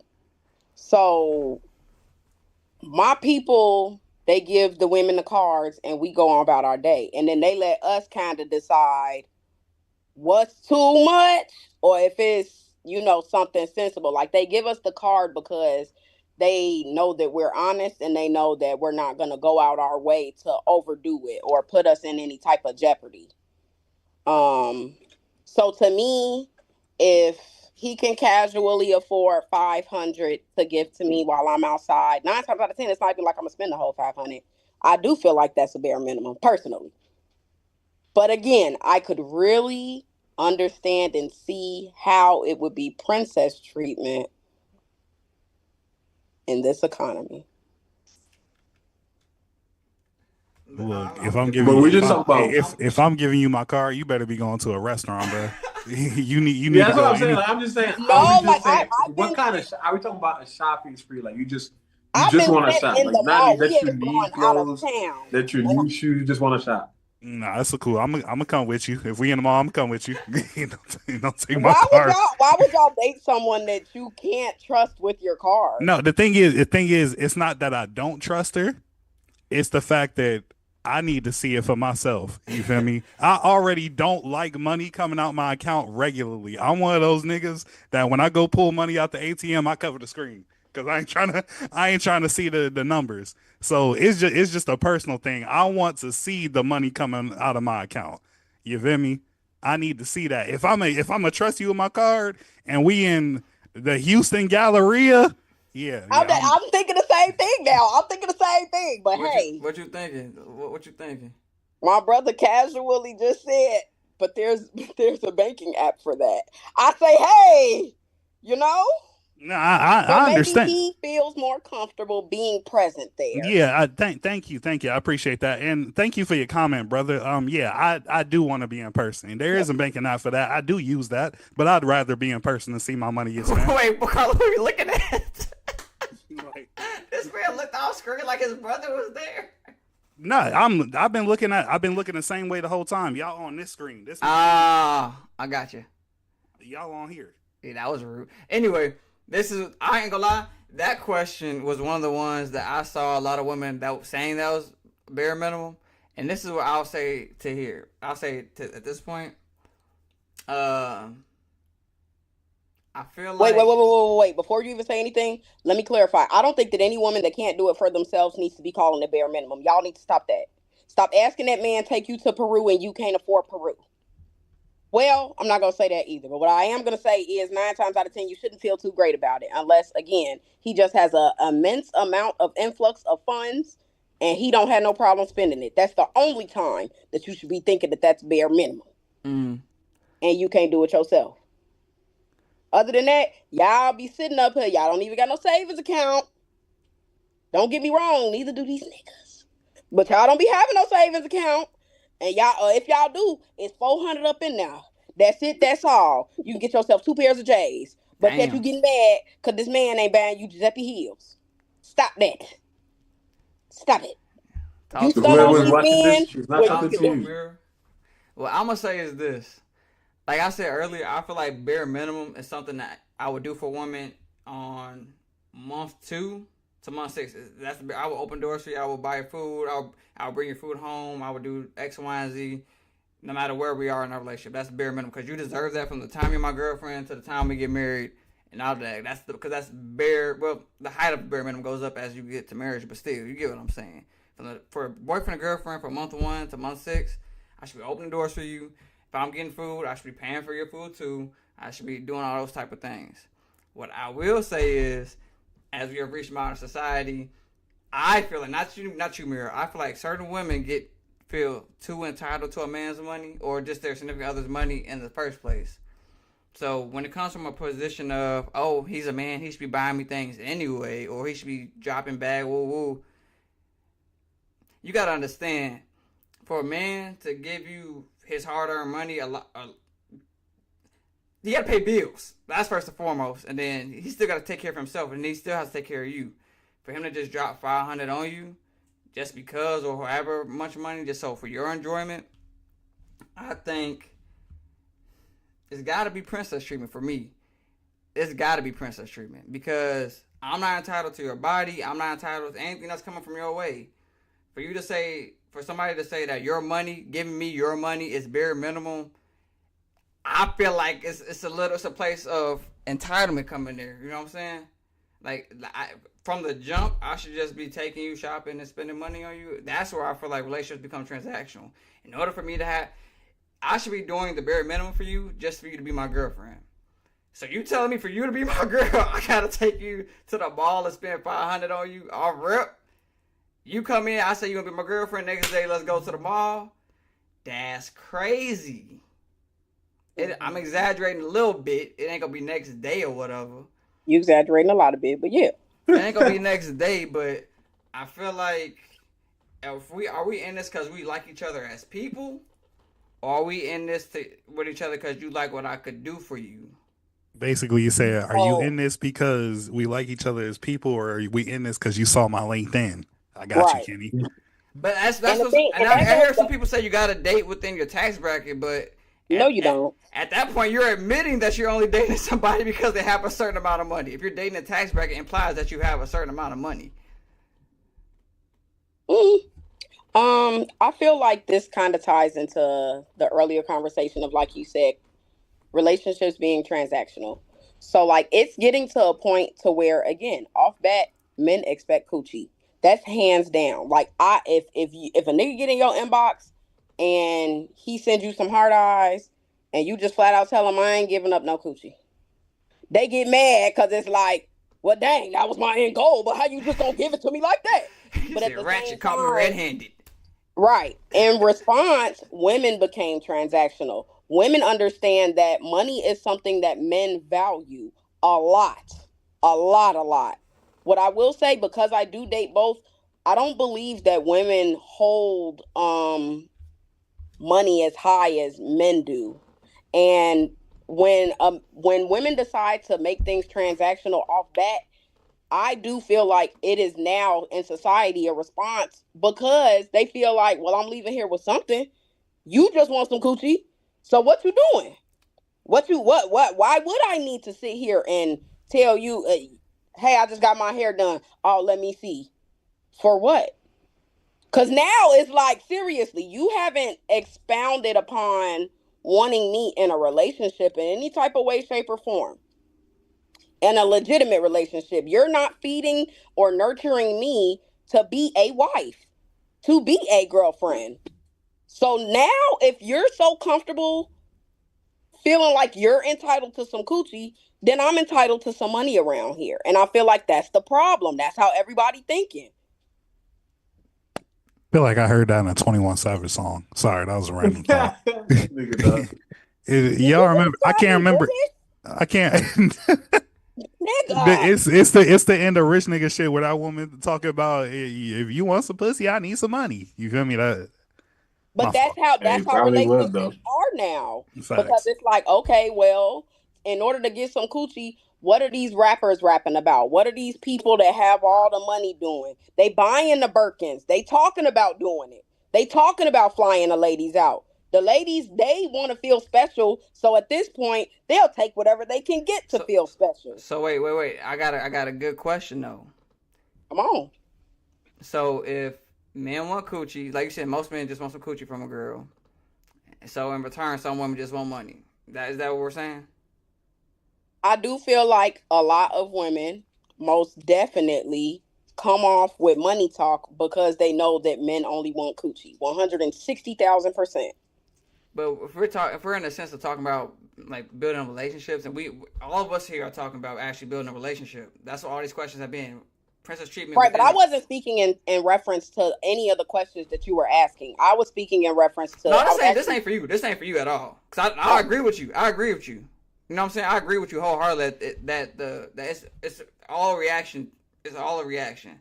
Be of men wanting just women for their bodies. So women, in a sense, have learned how to make money from their bodies instead of giving it away for free. Correct. So, however, in a situation where you're in a relationship, you know what I'm saying, or a man comes to you with genuine intentions, not just for coochie, but because they think you're a dope individual, they think you're beautiful, they can see something with you long term. And in that relationship, a bare minimum standard is now that you have to be able to take me on shopping sprees. We didn't lost the recipe there already. We didn't gone back to the coochie and money argument where we're supposed to be building a genuine relationship. So if I take you on a shopping spree, how is that bare minimum? I'm with you, right? And again, that ties back into what the extra part of what I said. So to me, if you come in my way, then yes, that's bare minimum because I could do it tomorrow even. But to the average person, I do understand how that would not be. You know what I'm saying? It's two sides of a coin. And again, especially in this recession, I do think that it's pretty haughty for a lot of people, not even just women, because a lot of men are getting into this whole, oh, well, I like flowers too. Nothing wrong with you liking flowers. Nothing wrong with you. Now you gonna open up another can of worms. A man want to be treated like women now. You about to open up another can of worms. But as someone who's bi, I can't sit there and act like that's a big problem. You get what I'm saying? Like, if that's what you want, then that's just what you want. I'm just not gonna be the one to give it to you. On God, I'm not. Oh yeah, no, I respect you for having that respectable thought. That is a flower. If you are a man, that is wrong. If you are a man and you want flowers, you have issues. You have issues, and you need to do something else. Because that's crazy.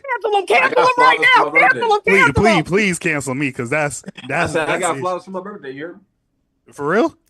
Yeah. My Did you ask for them? I don't have a problem. Did you ask for them? Being appreciative of receiving flowers and making a requirement that my girl better bring me some flowers. It's different. It's different. You deserve to get jumped. In my opinion. But no, wait, Bomba, you didn't ask for them, right? No, I got flowers though. Okay, for sure. I mean, look, hey, kudos to you. Appreciate it, Bomba. I'm not gonna lie. If somebody just randomly got me like flowers, I'd be like, okay, this is kind of weird, but I'd be like, appreciate you. Can I sidebar really quickly? Yes, ma'am. How y'all feel about telling other men good night? Y'all will call each other up and say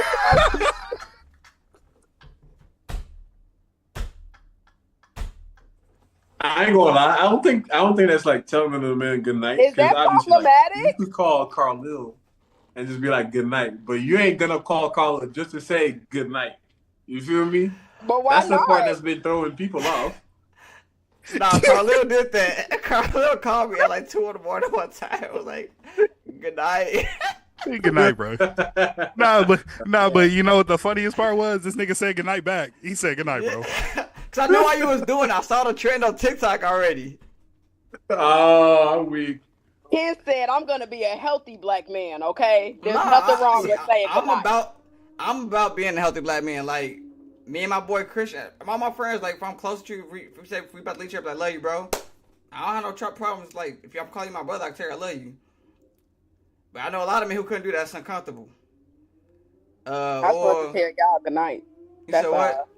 I just want to tell y'all good night. Like that's all. I feel like I don't have. Well, you said y'all could not. My masculinity not that fragile. Like even if a dude like try to flirt with me, I'm like appreciate the compliment, bro. I'm not on that side of the fence. You know what I'm saying? Like I'll say I appreciate you. I'll like thank you. I'll say thank you, then we'll keep it pushing. You wanna know something that's crazy? What? So you know, like most of like third world countries are kind of like are very homophobic. You feel me? So I'm from Senegal, and obviously it's a certain way. But up until I got here, it's not like a lot of that. Oh, bro, that's that gay shit. A lot of that you don't pay attention to. Like back home, I could walk around and see two people, like two guys talking, and they're holding hand, and then you're just like, wait, what? But they're not holding hand in any sexual way. It's just like you try to accentuate the brotherhood, or like to be sure that you're telling, like giving people a compliment, like, oh no, this looks good, you look good. And that's like, no, there's no thought of, oh, that's that gay shit or something. But I remember, like, when we got here, like, in our basketball team, like, obviously you have the same mannerism. One of my friends did something, and they're like, bro, no, that's that gay shit. And to him, he's just like, bro, nah, don't tell me that. Like, you telling him you gay? Like, he heard, he wasn't even saying you gay, but he heard gay, and he just like, you calling me gay. So I'm saying, like, they're homophobic back home. That just awoke something in him, and he's just like, I'm not with that. I'm not doing that. It was just like, that's not a concept. To me, that wasn't a concept. Before we venture off to a land that we ain't supposed to be in. Sorry. I know, but I'm just saying, like that just it's just trends. It's not anything that's real. Like people now. Yeah, my culture is Barbadian, and I agree with him wholeheartedly. Like it wasn't until I was sitting there listening to people here, and they think everything under the sun. Hey, everything. You can't even hug your own homie. Seriously. Or wear pink. I was like, bro, what? I will say that is a thing, especially in the black community. I think it really changed once we got, because we all around the same age. Once we got to a little bit older, you feel me? Like I say, even me personally, like I didn't start being comfortable telling, the bros, hey, love you, bro, and stuff like that. So I was like maybe 20, 21. You feel me? Like even growing up, like, you know what? I apologize if my dad don't remember this story because he watched the podcast.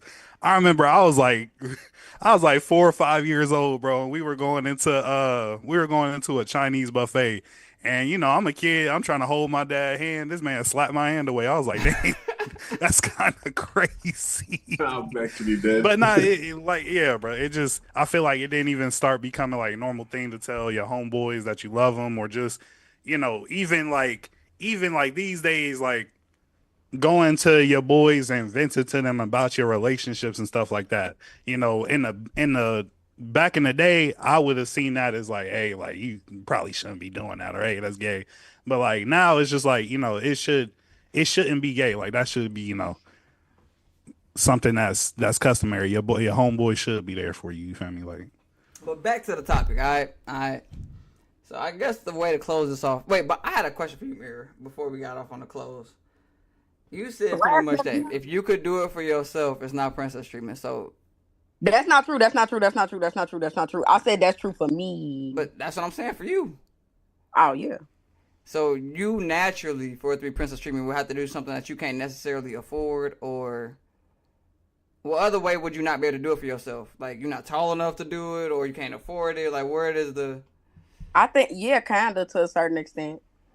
So you would have to date a man who is but if you could take yourself out the country, what does this man got to do? Like take you courtside, meet Beyonce, or what? Like Nah, I mean, no, it's just you have to. I do strongly feel again, it is because of my age as well. I'm almost 30. You feel me? So like I think we a all lot are. Yeah. a lot of the little kitty stuff that a lot of people be doing, even in terms of stupid stuff that I be seeing on social media, like a man asking you out in a hotel room. Oh my God. Like, oh my God. There's no way y'all, like, the girls are clocking that as princess treatment. You get what I'm saying? Like, the bar is in hell. And that's why it's so many men that's running around her acting a fool, because at the end of the day, somebody freaking on them. Somebody stupid enough to do it. So it's like, me personally, there is a certain type of way that you have to bring yourself. And no, you don't have to, you feel me, have what I have, but you do have to be in the mindset and in the works of working towards just doing more in general, not even just specifically focusing on numbers or anything like that, but just doing more, moving forward, doing more. You cannot be stagnant. So let me clarify. I just don't want nobody stagnant. You could be a little bit under me, you feel me, price wise, cause then it might even make me feel a little bit better, baby, if I see you working overtime to make something happen. You know what I'm saying? Cause now I have a different set of appreciation. I'm aware that okay, this man or this woman will go out their way to, take those extra steps just to make me happy and make me feel good. That's what I can get jiggy with. You know what I'm saying? So no, you don't have to be as fiscally responsible and up to par as me, but you do have to not be a stagnant person. I respect that. I mean, at the end of the day, it goes back to what works for you and that person. You feel Yeah. me? At the end of the day, because that's how this whole conversation started. It all goes back to what works for you and that person. You Mm-hmm. feel me? And It that's how doesn't it's matter. also gonna end too. You said what? Yeah. That's how it's gonna end too. Because at the Oh, end of we the know, day, we people know, can like talk and do flash these love. things. We know, like flash love. Mama, continue, bro. I'm fucking dead. Now I was just saying, like, that's just how it's gonna end. Because at the end of the day, people I feel like go through these phases sometimes with talking, but then they just come into that conclusion either early or just too late. All right. Well, I think the synopsis is men and women, if you want to give princess treatment, just do more. Take the basic, take the bare minimum, and then expand on it. Instead of planning a little birthday gathering, plan the birthday gathering in another state or another country. If your girl says she don't feel beautiful, don't just reassure her with words. Make her do something. Go the extra mile to make her feel beautiful about herself. Ladies, these men don't ever get nothing. Okay? Go on and take that man to Chipotle. Okay? Get Give that me a little man a triple Chipotle dip. bowl. He's gonna love you for all of eternity. Okay? And that's me dragging it, but seriously, if he doing right by you, it's okay to do right by him, and that don't make that man gay. Hey, you heard it here first, ladies. So like, share, subscribe. Before we get into that, Zamir, go ahead and shout out your socials. Shout out for the people. Promo with it. Oh, promo. Yo, I got y'all ticket. I bought a ticket. I'm Did moving. I'm moving. you? I'm moving. I'm moving back to the city next month. Oh.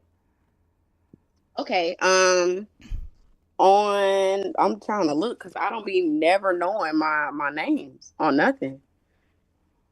Facebook is Mira Howard. If y'all tell my boss, then I'm whooping y'all. I will know who you is. Um, Instagram, let's see, Cat Fetish, and that's Cat Fetish with 3 H's. Let's see, Tiki Taki. Un momento, por favor. What was that It's one? Baconator. That's bacon, the number 8, and then 3 R's. And I am hosting what it is. Oh, Anime Freaknik in Chicago. It's gonna be in September, and I'm gonna make sure to send them my flyer so that they can post it. That's a And bet. y'all should fly out. Y'all should fly out to Chicago for an Anime Freaknik, baby. What was I'm that? gonna already be October? there. Freak a little September. son. September? September. Yeah, and I know that I couldn't come see y'all, and I'm sorry. I am sorry. Boo! Everybody boo her. Boo's in the chat. L's in the Oh my chat. god. I just missed my Boo. grandma. You feel me? I know. So No, we sorry for your loss for real though. okay, I'm sorry. That was dark humor, sure. but Nah, thank you you. good. But like, share, subscribe, follow on all platforms. Put this in all your family, your friend group chat, but most importantly, send this to the number one princess of your life. And that's your Ooh. grandmommy. And we out of here. Recording stopped. Ooh. So Ken, you ain't got no lady. Nah, not right now, I don't. Oh my God. Yeah. You was just married. It's been almost a year, which is crazy to say.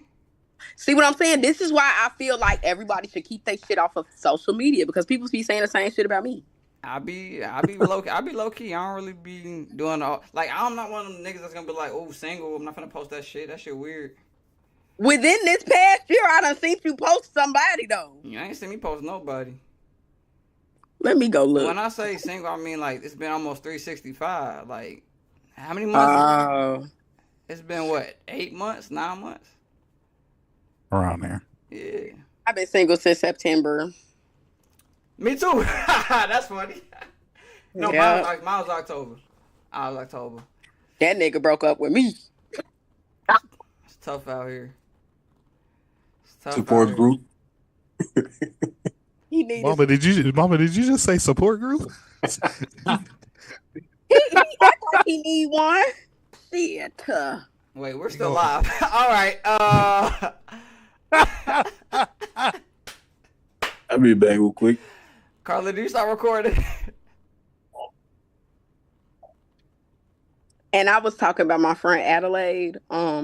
She got broke up with in September. Oh, wait. Yeah, I don't really be for the people. I guess for like people still sticking around. I don't really be putting my personal life on Front Street no more. Well, not no more. Period. For real.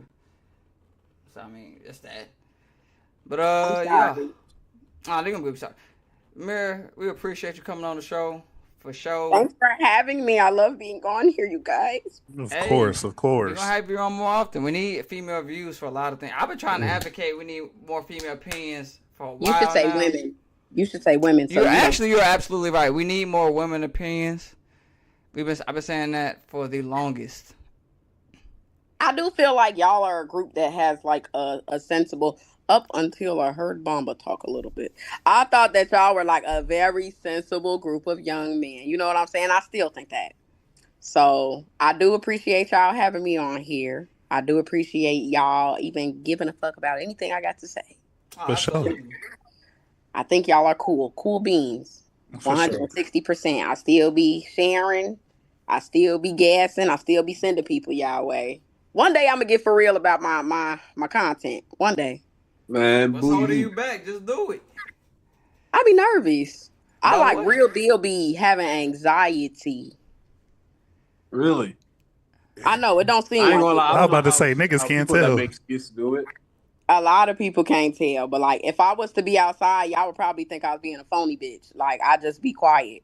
I be quiet and I be in the club playing Sonic on my phone. I'm weak. I just know, bro. If blogs were still a thing, she would have one of the number one blogs in the world. If you follow her Facebook, dog. Hey, bro, she be going off on Facebook. What I tell you, I used to only check Facebook to check on my old family members, but I go on there now just to every time I log on, it's Mirror saying something, and I'll be weak as fuck. I be getting paid from Facebook though, so I really be using Facebook as my Twitter. Like, Bro, people be mad in the comments. Niggas be mad. the men folk be a little upset. They be upset, bro. But it And be what's funny as crazy hell. is they be upset about stuff that y'all would agree with. Like stuff that a man that got some sense about himself wouldn't have a single problem with at all. Oh, we would agree with you. Okay. I'm like, why would we agree with the people that's on your comment and wild shit? No. Y'all would agree with me on some regular like I've got 3 death threats today. From me just saying what did I even say? This was based off of I got 1 death threat and 1 rape threat. Bro, yeah, but Facebook is a wild place. Some people just gotta die. Some people just have to die. Yeah, Facebook is a wild If you're place. if you're sending that type of shit to people, you don't, bro. Kenny, relax. We on TikTok. We not trying to get banned. Don't say that. Oh. Okay, I'm sorry. You know, they banned me for saying Don't magic. say it. Carlil, Right. Carlil, you're absolutely right. TikTok, no, don't end our live. No. Don't end his laugh. He was just playing. But yeah, on Facebook today, I had said, women, hey, a vast majority of men do hurtful and scary things sometimes intentionally to us, and we'd like for y'all to stop. I just saw the story you were sharing. I think like what, not even a month ago.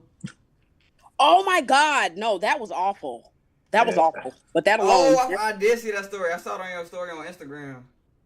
Oh yeah, that's something different. This is me just casually saying something today. I'm like, men be like, oh, forget you picking the wrong men. It's the men you around. And then I said, also men with daughters, don't ever get close to a man. Men are terrible beings. They only want one thing. I'm like, oh, so y'all do know what y'all be doing. Okay, cool. I got 3 death threats from that. You don't even know what us niggas be going through with our kids. Huh? That's deep. That's deep. So that's why I be nervous on TikTok, because on TikTok, they actually a lot worse than Facebook and Instagram. I'm not going to lie. That's them Andrew Taters that they was talking about. That's them Kevin Samuel boys. And ever since I made that one video, they've been on me. I don't even know why you wouldn't unfriend me or block me if you know that we don't have the same thought process. It's very simple, like literally. Funny stuff. And I want to get more, drag me into another. First of all, me and Lil need our ones again. I still want my ones because I just feel like there was no reason for Ken, you too, because you really tried to play me the last time. You really had me thinking that you was on my side and you was gonna agree with me, and then you switched over and you said One Piece, and I lost. And for that, I've held on to that for all of eternity. Lil knows that. Facts. I tell the truth. That's all I do. I just tell the truth. Hey man, Kenny, bro, you're a diabolical person. It's okay to admit. It's okay to admit it. You're a villain. And it's all right. There's not one person I can say I did something bad to them. What? I've never done nothing bad to you, bro. Then you stole my property and refused to give it back. You refused to give some of my shit back, which is the craziest thing we gotta ever. Start the next segment. Why are we still? It's been since 2019. It's been 6 years. Kenny, just give me. We gotta start the next segment, bro. Okay. The viewers watching us live want to hear us talk about the same combo stuff, not. God. No, we wanna hear about that little dirt you got 63rd, but it's cool. I'm gonna be in Chicago on your moving day. Place. I was born at West 63rd place until I was the age of 4. Okay, 63rd. If you gonna slide, nigga, then slide down. All right, Mir, we about to start the sports segment. We about to start sports. We appreciate you coming out. All right, I'm gonna join back in watching y'all. Yeah, I'm gonna get up with you when I move down to the city. Please do. I also have to send you some things because they did hit me back. What you talking about? Apartments. Oh, bet. That's a bet. Right. Appreciate you. All right, let's move on. All right, I'm doing sports. I probably should have went to go pee before that, but I'm gonna just hold it throughout this whole thing. Let's go pee real quick. Where we at? Okay. Remember we live. Just push. So talk. You said what? Oh yeah, I got you. So Bob, I got a question. Bobble. Oh. So with your perspective on relationships, what does it take for you to get to a position where you were ready to marry somebody? If it takes you to be in love to make them your girlfriend. You said was the first part marry? Yeah. What does it take for you to feel like you want to marry a woman if it takes just to be in love for you to want to be with them?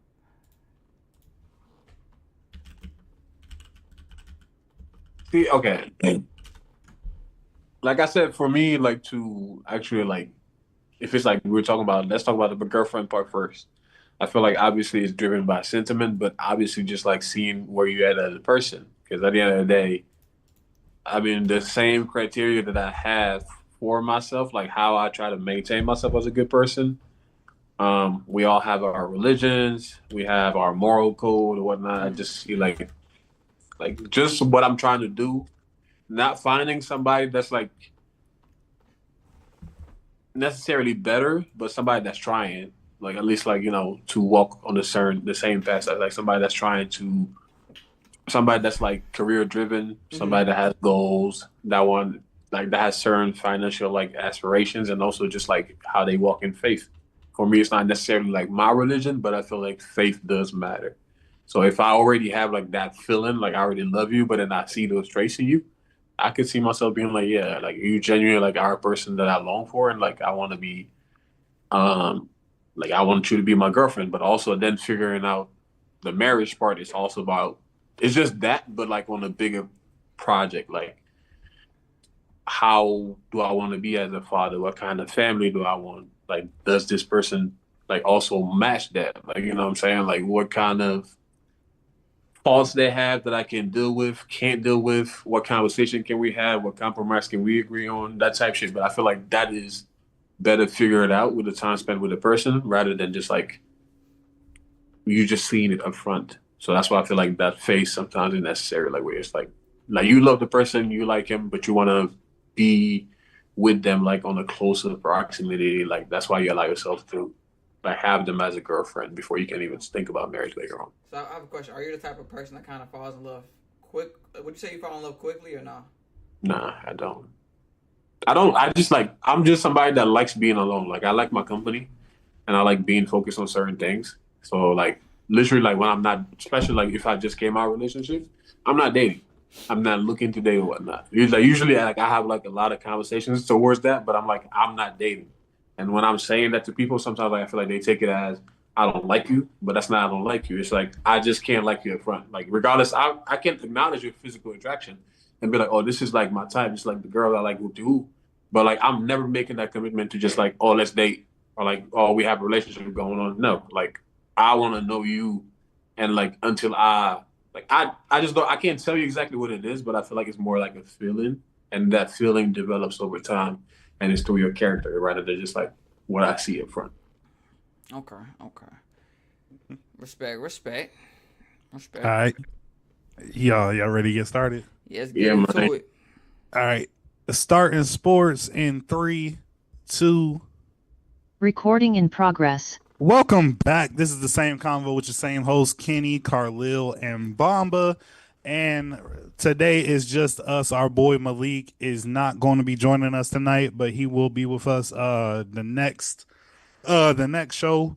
But today I got the sports segment, and there's really hasn't been, well, I can't say that. There has been much going on, but there also hasn't been too much going on because of the NBA finals ending. So there hasn't been too much going on with sports. I know there's been WNBA going on. I know there's some MLB going on. But today we're going to mostly be talking about NBA and the off-season trades that happened. So starting off, give me a second. Starting off, there was a historic trade just a couple days ago. It was a 17 trade that included 13 players, and those 17s were the Rockets, the Suns, the Nets, the Warriors, the Hawks, the Lakers, and the Timberwolves.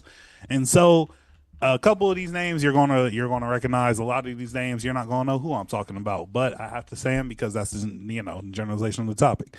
So in the 17 trade, the Rockets got Kevin Durant and Clint Capella, two great pickups. The Suns got Jalen Green, Dylan Brooks, Kaman Mulawa. He's the number 10 overall pick. Rasheer Fleming, the number 31 overall. Kobe Bray, number 41 overall. Daquan Plowden, a 2026 second round pick and a 2032 second round pick. The Nets got a 2026 second round pick and a 2030 second round pick. The Warriors got Alex Tui, number 52 overall, and Jamai Meshach and a Bendigo, number 59 overall.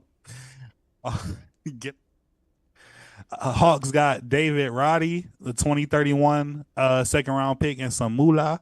Lakers got Adu Thiero, number 36 overall pick, and some moolah. And the Timberwolves, finally, they got Rocco Zakarski, number 45 overall pick, 2026 second round pick, 2032 second round pick, and some Munyon. Woo! That was a lot.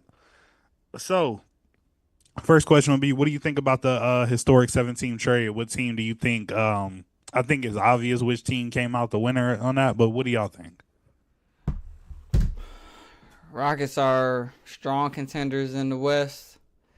very strong contenders. KD, Amon Thompson, Fred VanVleet, and Clint Capella. That's insanity. That is insanity. Yeah, it's a lot of crazy athleticism over there. Yeah. There's also rumors that Dame could go there when he's healed up. Insanity. That would just be OD.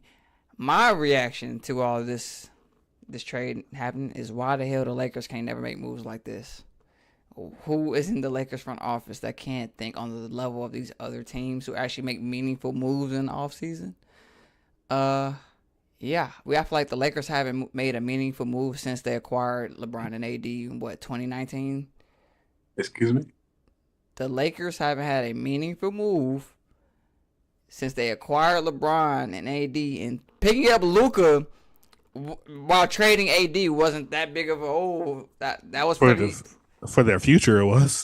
What you mean? I guess that was the biggest trade of all time. I feel like getting Luka wastes his. If we're gonna put the Lakers in a rebuild now, Luka just wasted his career. He's young, but he's in that point where if he spends another 4 or 5 years waiting for the Lakers to rebuild, he's gonna be like at the tail end of his prime at that point.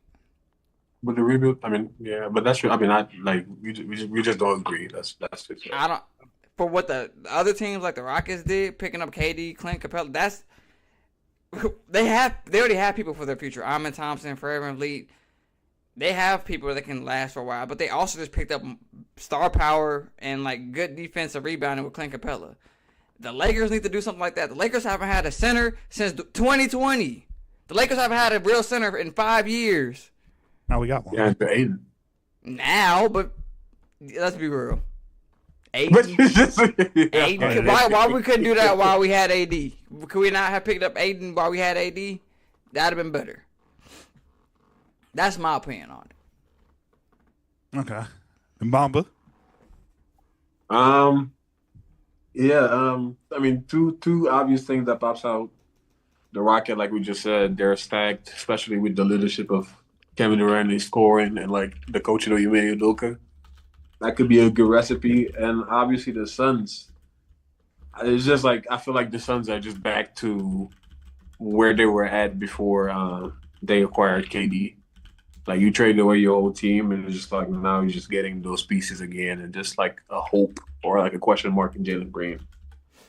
It's just like it's just a turnaround. But like the only thing that pops up to me is just obviously the Rockets. Like they will trade the whole thing, and then they I just don't know how they did it, but props to them.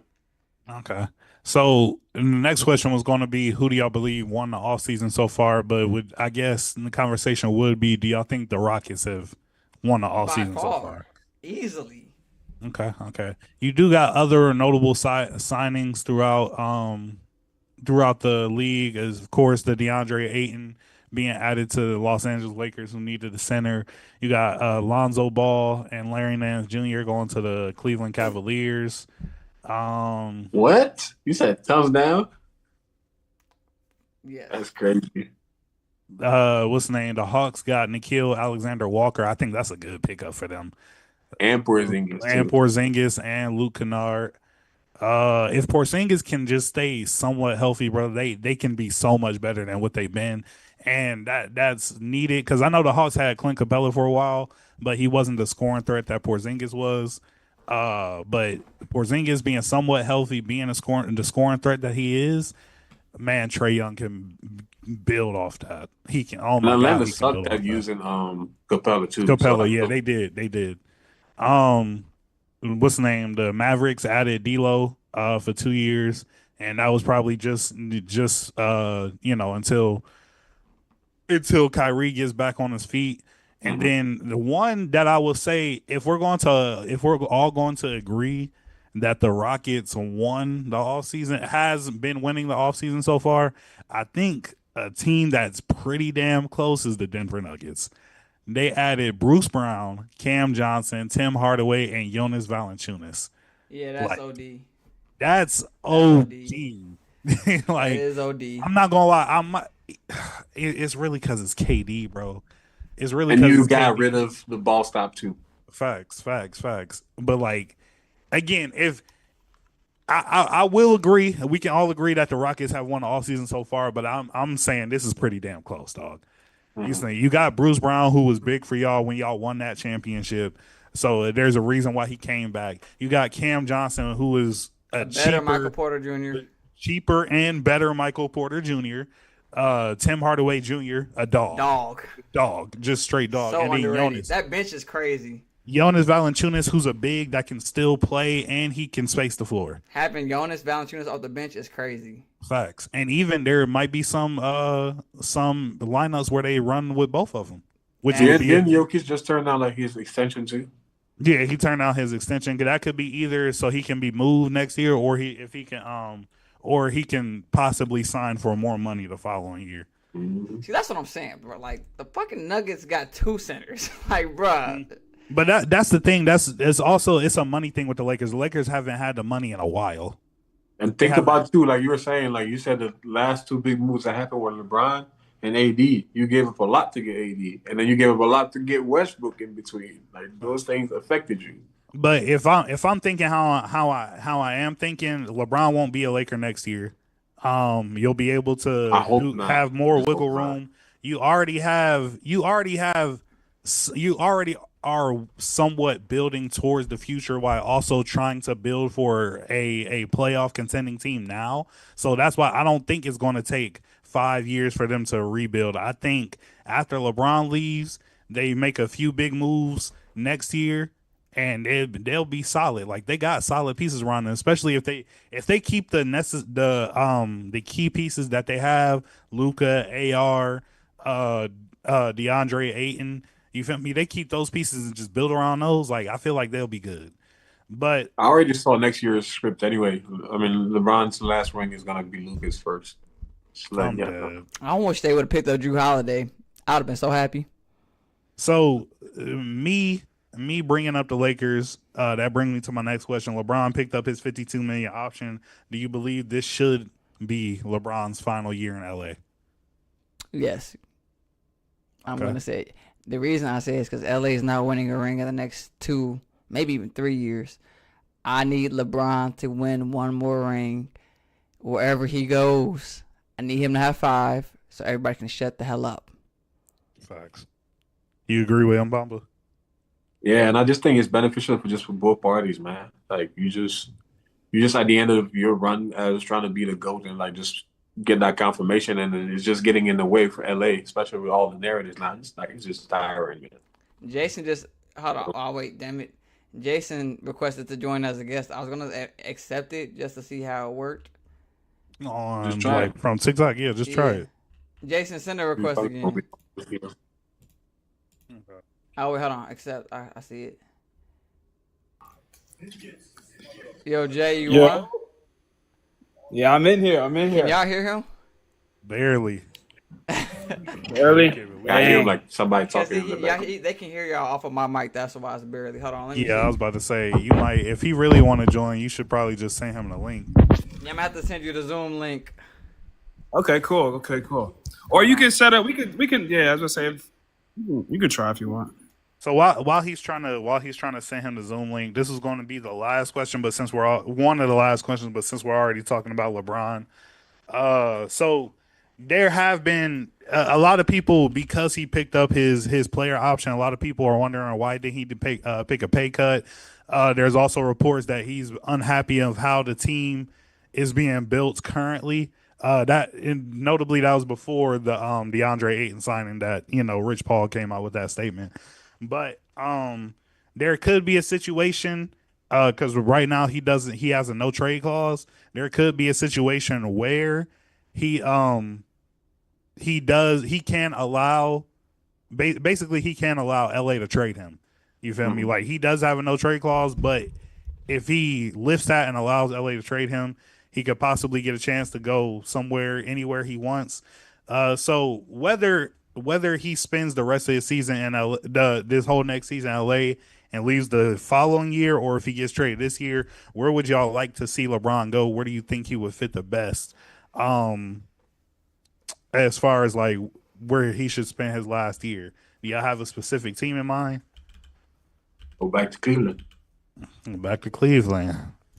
I think narratively speaking, it just makes sense. Like if you go and close a chapter there, like especially like just guarantees, obviously he's gonna get a banner, but I just feel like that's your city. Just done a lot for it. There's always been like a lot of crazy narratives, and just like at this point, just if you've proven that you can win, just going back and doing it there twice, especially after you left twice, like I just feel like it just fits. But if you're saying where you're saying best fit though, Yeah. this sounds absolutely insane. I'm gonna say the Nuggets without Jokic. Without Jokic? Without Jokic, because that's what I'm thinking. I'm thinking like a trade, because obviously LeBron is a big caliber player, especially with the contract he just picked up. If you trade him, you trade him for something big. Right. That's what I would think. Yeah, I think it'd just be like a swap, like Luka Jokic. That's history, and then LeBron just fits in there. See, me personally, no, I'm an Ohio baby, so me personally, I would love to see him finish out in Cleveland. Like that would just be like I don't live in Ohio no more. I would fly back to go to one of his Cleveland games. I'm Like weak. that's how much LeBron means to my life. But if I could pick right now where I would want to see him, I'm not gonna lie to you. I want to see him play with Dallas. AJ, there you With the go. current roster, though, right? Yes, with their current roster. So you got Kyrie, AD, Bron, that boy Coop. You feel me? Like LeBron playing on the Mavericks will be crazy. Jay, appreciate you for hopping on. I'm gonna ask you the questions that we started with, and then we'll just continue on with the show. So I know you've been paying attention to the NBA offseason. Out of all the trades, out of all the free agent signings and stuff like that, who do you think has had the best offseason so far? Ooh, the best offseason so far. I'm gonna have to go. I think Houston got really strong. I did. I think they got pretty good. I think they got definitely good enough to compete in the West. Do I think they're over the hump of maybe an OKC? I don't know. I don't think they're over the hump for them. I think they'd give them good bump, give them good run. But I think Houston obviously added some major pieces, and I think they're ready. Oh, What were some of the other major Nuggets. team Nuggets? Oh, yep, fumble. Nuggets definitely. Yep, Nuggets definitely got stronger. I just seen Jokic. Jokic just said he wasn't signing a contract extension today, so I kind of want to see where that goes. But I think he may be doing it to leverage more money instead of signing an extension. I think he's just waiting. But I think That's what it they is. definitely got better too. They got Bruce Brown back on a minimum contract, so they saved a lot of Facts. money right there getting him back. They got Jonas Valanciunas, I believe, but his situation, we don't even know if he's committed to play. So that's the only thing holding me back from them right now is because I don't even know if he's gonna play. But I think them two together really gives Jokic more space to not have to always guard that center. So I think that really gives if he plays with them, I think that opens a lot up for Jokic as far as conserving energy and kind of passing off some responsibility to Valanciunas. So if I think they'd be interesting to watch too. So I guess for right now, I say Houston, but I think there's some other people and some other teams I'm missing that I'm probably can't think Yeah. of right now. I But know, because I'm looking at it now. One we forgot to mention the Bucks getting Miles Turner and Gary Harris. That's a good one. yeah, that's a good one. That's a good one. Jordan Clarkson to the Knicks. Oh Lord. To the Knicks, Yeah, Jordan Clarkson to the Knicks on a 1 year deal. that's interesting. That's And they interesting. That and they got Gershon Yabusele. they just picked him up. When did they pick up? They must have picked him up within the last couple of days. I didn't know they Yeah, I picked think up. so. He's gonna add size. He's a Facts. big guy. But Uh, something that people think that's going to make the Magic real good is the addition of Desmond Bain. I ain't gonna lie, that is a little ass buff ass nigga, but he got a clippy on him. No, he does. He definitely does. Clippy. I know they had so many injuries this year. I think with them with a healthy team and them adding, I think they really are just missing that. Like they're not missing a veteran, but I mean they're a little bit missing a veteran. But their team is just super young, man. They've got a super talented team. That's one of them teams that if they stay together for at least 2 or 3 more years, they could definitely turn into an OKC, For like what sure. we're seeing. Yeah, but For sure. even them, they got. I like that move for them. I like Desmond Bain for them. So what do you think about LeBron picking up his $52 million option? And also, do you think that this should be his last season in LA? Going back to what Bamba said, man, like there's a lot of narratives that would just sound right with him. I think this is his 23rd season he's going into, right? 23rd. Yeah, I think this is 23. I Or mean, it sounds. I think if it's 23rd, it sounds prophetic. Prophetic, if I'm saying that right, it sounds right. You know, you play with your son. You've got that out the way. It just depends. Like the thing about Bron is, bro, he can still be. He could be whatever he wants from it. He could be a 15 point per game score, like whatever he wants. He could still play for 5 more years at whatever level you need him to. So I think it's really up to his decision of what he wants his career to end. Um, like Bamba was saying, like if I heard the question earlier, if what's the best fit for him if he is to go somewhere, I'm kind of with you. I would love to see him go play for the Mavs, but just knowing Kyrie's going to be out for a majority of the season, and it would just be him, Coop, and even him, Coop, and AD sounds fantastic. I'm not gonna lie. And then you got Clay. I still think that sounds good. Kyrie, if Kyrie never got hurt, oh my God, I'd say go to Mavs immediately. But I think going back to what Bamba said, because Kyrie is hurt for the whole year, who knows if he's even going to come back? I mean, I think he's going to come back, but you never know what they decide to do. With Cleveland being healthy right now, Cleveland wouldn't be too bad too. If he's really wanting to get out of LA, I'd say Cleveland, Mavs, something like that. Cleveland, Mavs, yeah. I only see him going to states like that. Texas. It's either back home, Texas, Florida. I don't see him going anywhere. No smaller market team.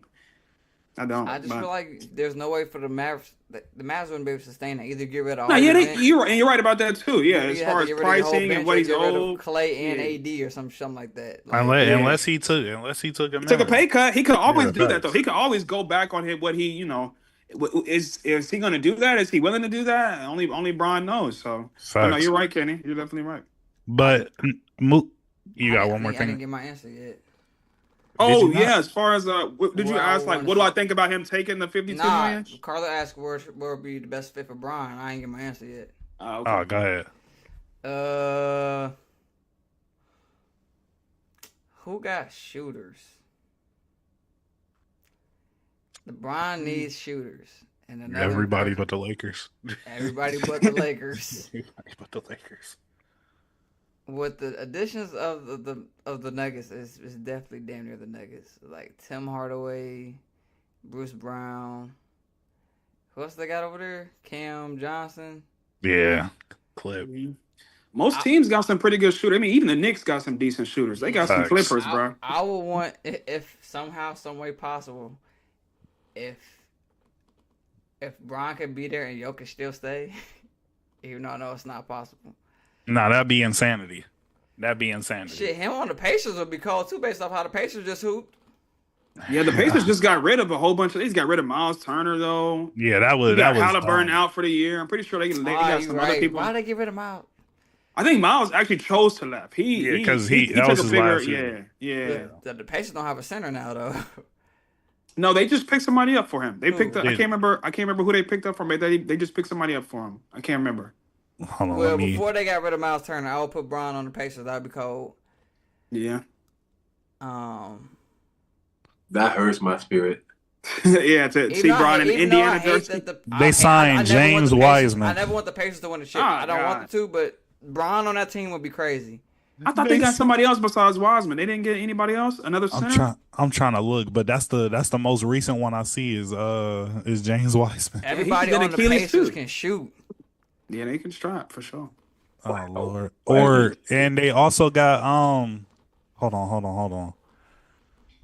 Trade for a new big man, Jay Huff from the Grizzlies. Jay Huff. Jay Huff is sneaky athletic, great. He's a great athlete.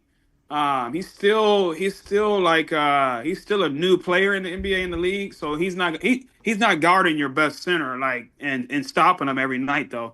But he definitely provides size and good athleticism. He's a lob threat, like for sure. Like if you look at his lob, he can catch a lob. So I did not know that nigga was 7'1". Oh yeah, he's got the size. He's not the best defender, but he's got the size to definitely catch those lobs. But I don't know if he's able to spread the floor like Miles. I don't think his jumper, I don't think his range is, I don't think he's a floor extender like that. For sure. All right, moving on to the next one. Do y'all think DeAndre Ayton was a good pickup, and do you believe he can get his career back on track playing with Luka and Bron?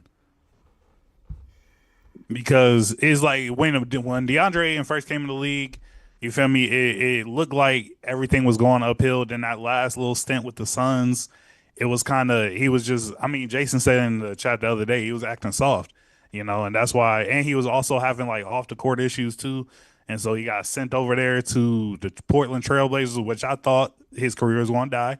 But again, had to remember he was only 23, so only 23 now being with the Lakers and seeing how no not even seeing knowing how Luca and LeBron like to play with centers. Do y'all believe DeAndre Ayton was a great pickup, and do you believe he gets his career back on track? Anybody can go first. I wish they still had AD. I'll tell you that. Yeah, Leave it I agree alone. with you, Kenny. I wish they still. I mean, it's good for what they're missing. Like they at least they got somebody, and I have to say it's a good pickup because they needed somebody with size. Yeah. So is it a Facts. good pickup? Yeah, I mean, at least they got something out there. I just wish it was Bron, AD, and Aiden. And Ayton, if you have Bron, AD, and Ayton, That'd then be scary. that's That'd be good. scary. That's good because that's good. That they alleviate the pressure off of each other. But I think it's a decent pickup for sure. Just seeing him in the finals in 2021, kind of that finals, he was young, so you have to give him the benefit of the doubt. Sometimes the mental mistakes kind of led his, that kind of affected his offensive game and kind of took him out the game a lot. So I think, maybe over the last few years, mentally he's grown a lot. On the defensive end, I think it's really just like the defensive end, what we're going to see. He's always can get you, 15, 17, 18, 20 a game. I think the defense, Lakers is really defense, bro. It's defense, bro. It's that center position. And, Lakers always giving up points, bro. We watch plenty of Laker games where they have the game in the bud and they just give it up on defense. So it's all about defense, really. But I think it's still a good The pickup. Lakers probably got one of the worst benches in the league right now. Like, we get no bench points for real. Yeah. Yeah. Ain't no better shit. Bomba, what you think?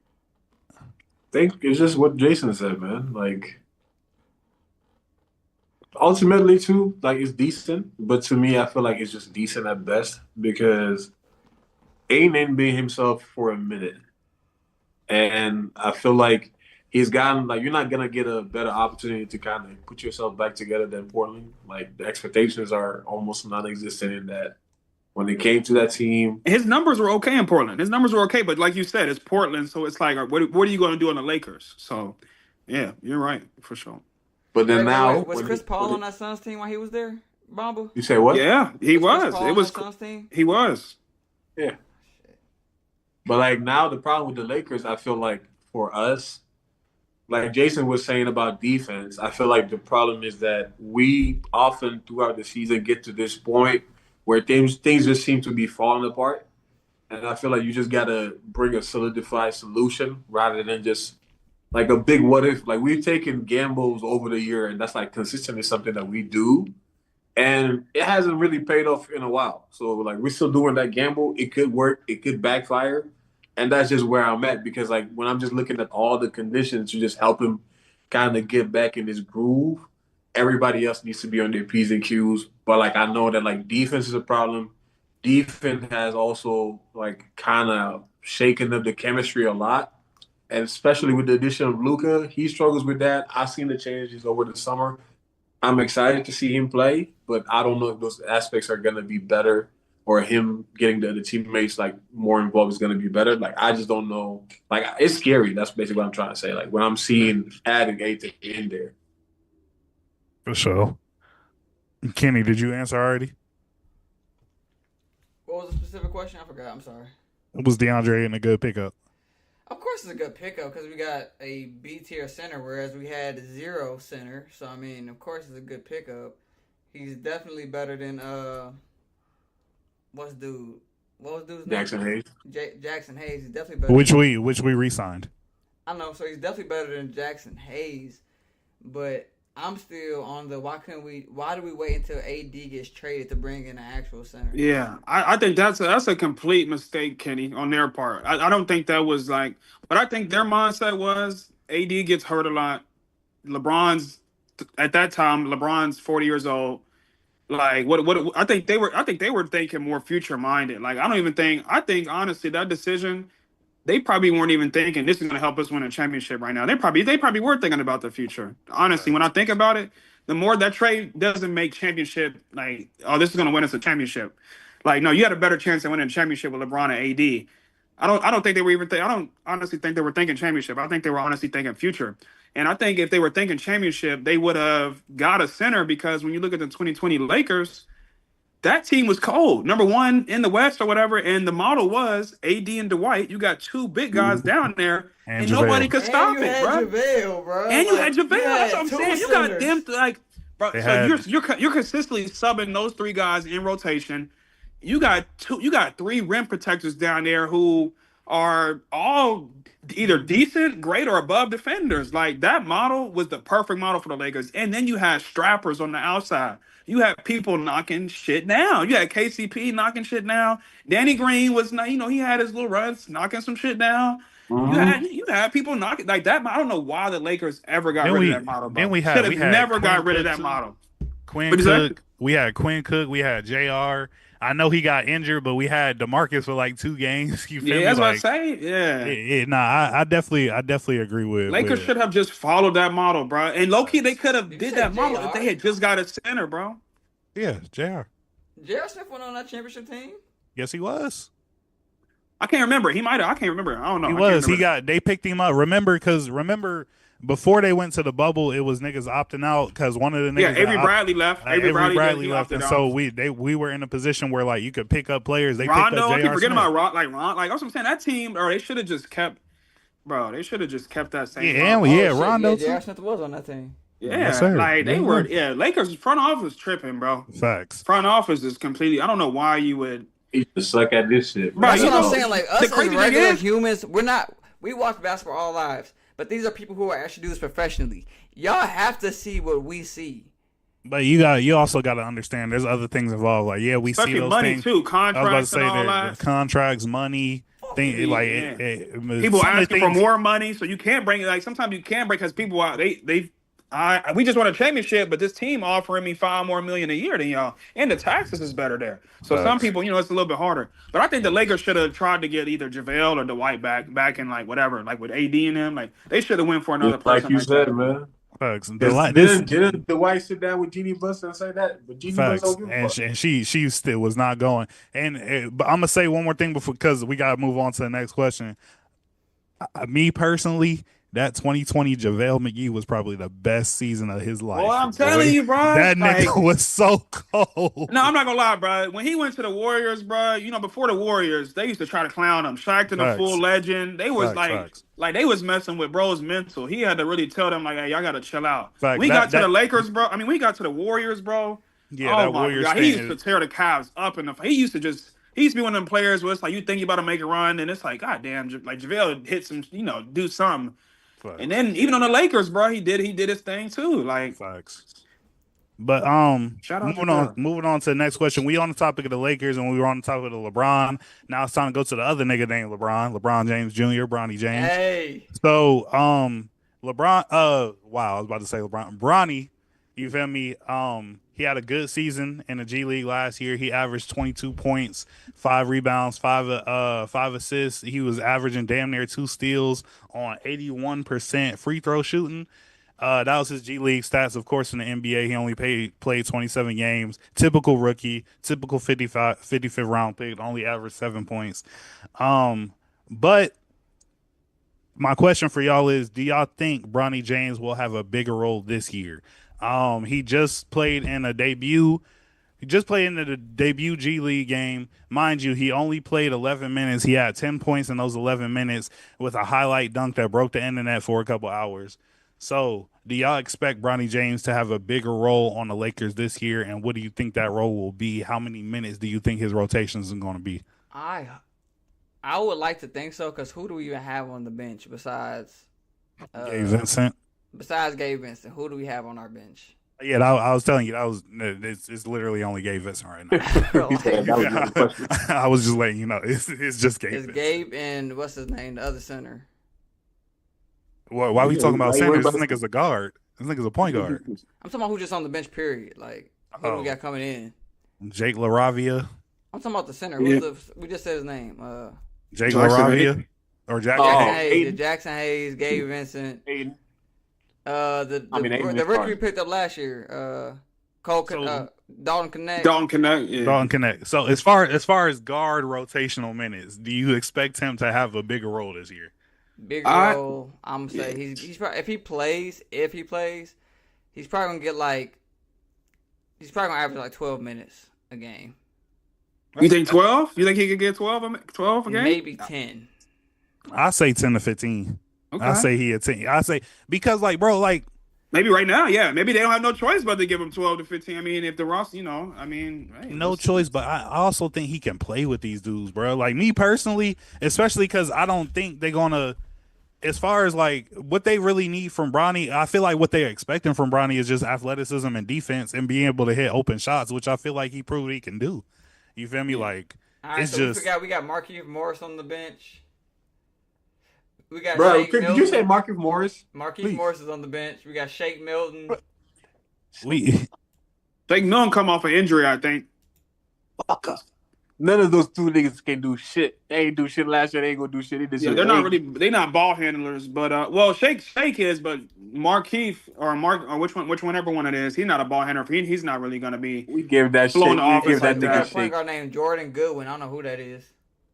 Dang, I think Goodwin's he's been in the league on and off in the league for a while. I think the last name Goodwin sound familiar. Wasn't he the one that was the best player in the G League, and then we re-signed him It may have with the been. cornrows? I think so. I may have been him. I think that's No. him. And then we literally re-signed him right after the All-Star game. Oh, okay. Hey Jay, what do you think? What do you think as far as Bronny I think James' as role? far as Bronny, like when I'm literally watching the game. I'm not gonna lie. I'm looking at the game. I'm watching him play right now versus the Spurs G League. And when I'm looking at here watching him right now, I think Bronny just needs reps, bro. Athleticism is obviously he's got that. He's 6'2", which is still a decent height for the NBA as a guard. I think it's really just his defense and reps. You know what I'm saying? I think that's what they're going to utilize him for. If he just continues to improve on his defense, and we know he can hit threes, we've seen him be able to hit open shots. I think with the main thing with Bronny is NBA reps. It's one thing to have G League reps. It's another thing to have NBA reps and meaningful NBA reps. Not a lot of the games you saw him play was at the end of the game. You're playing against other respectfully garbage time minute players and stuff like that. Yeah. But I think with Bronny, I think it's gonna. To me, honestly, it's gonna take more than one season of NBA reps. So if he starts actually getting like real game reps now, I think he'll do okay. But I still believe he'll still need more than one season of meaningful NBA reps. So as far as his impact, I mean, I think the impact will definitely mostly be on the defensive side.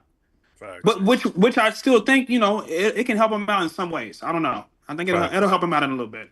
Real quick before I swing it, I did forget to mention that Bronny James will be playing Cooper Flag on Thursday, and they set a record. I think they set a record for like the most expensive summer league tickets ever.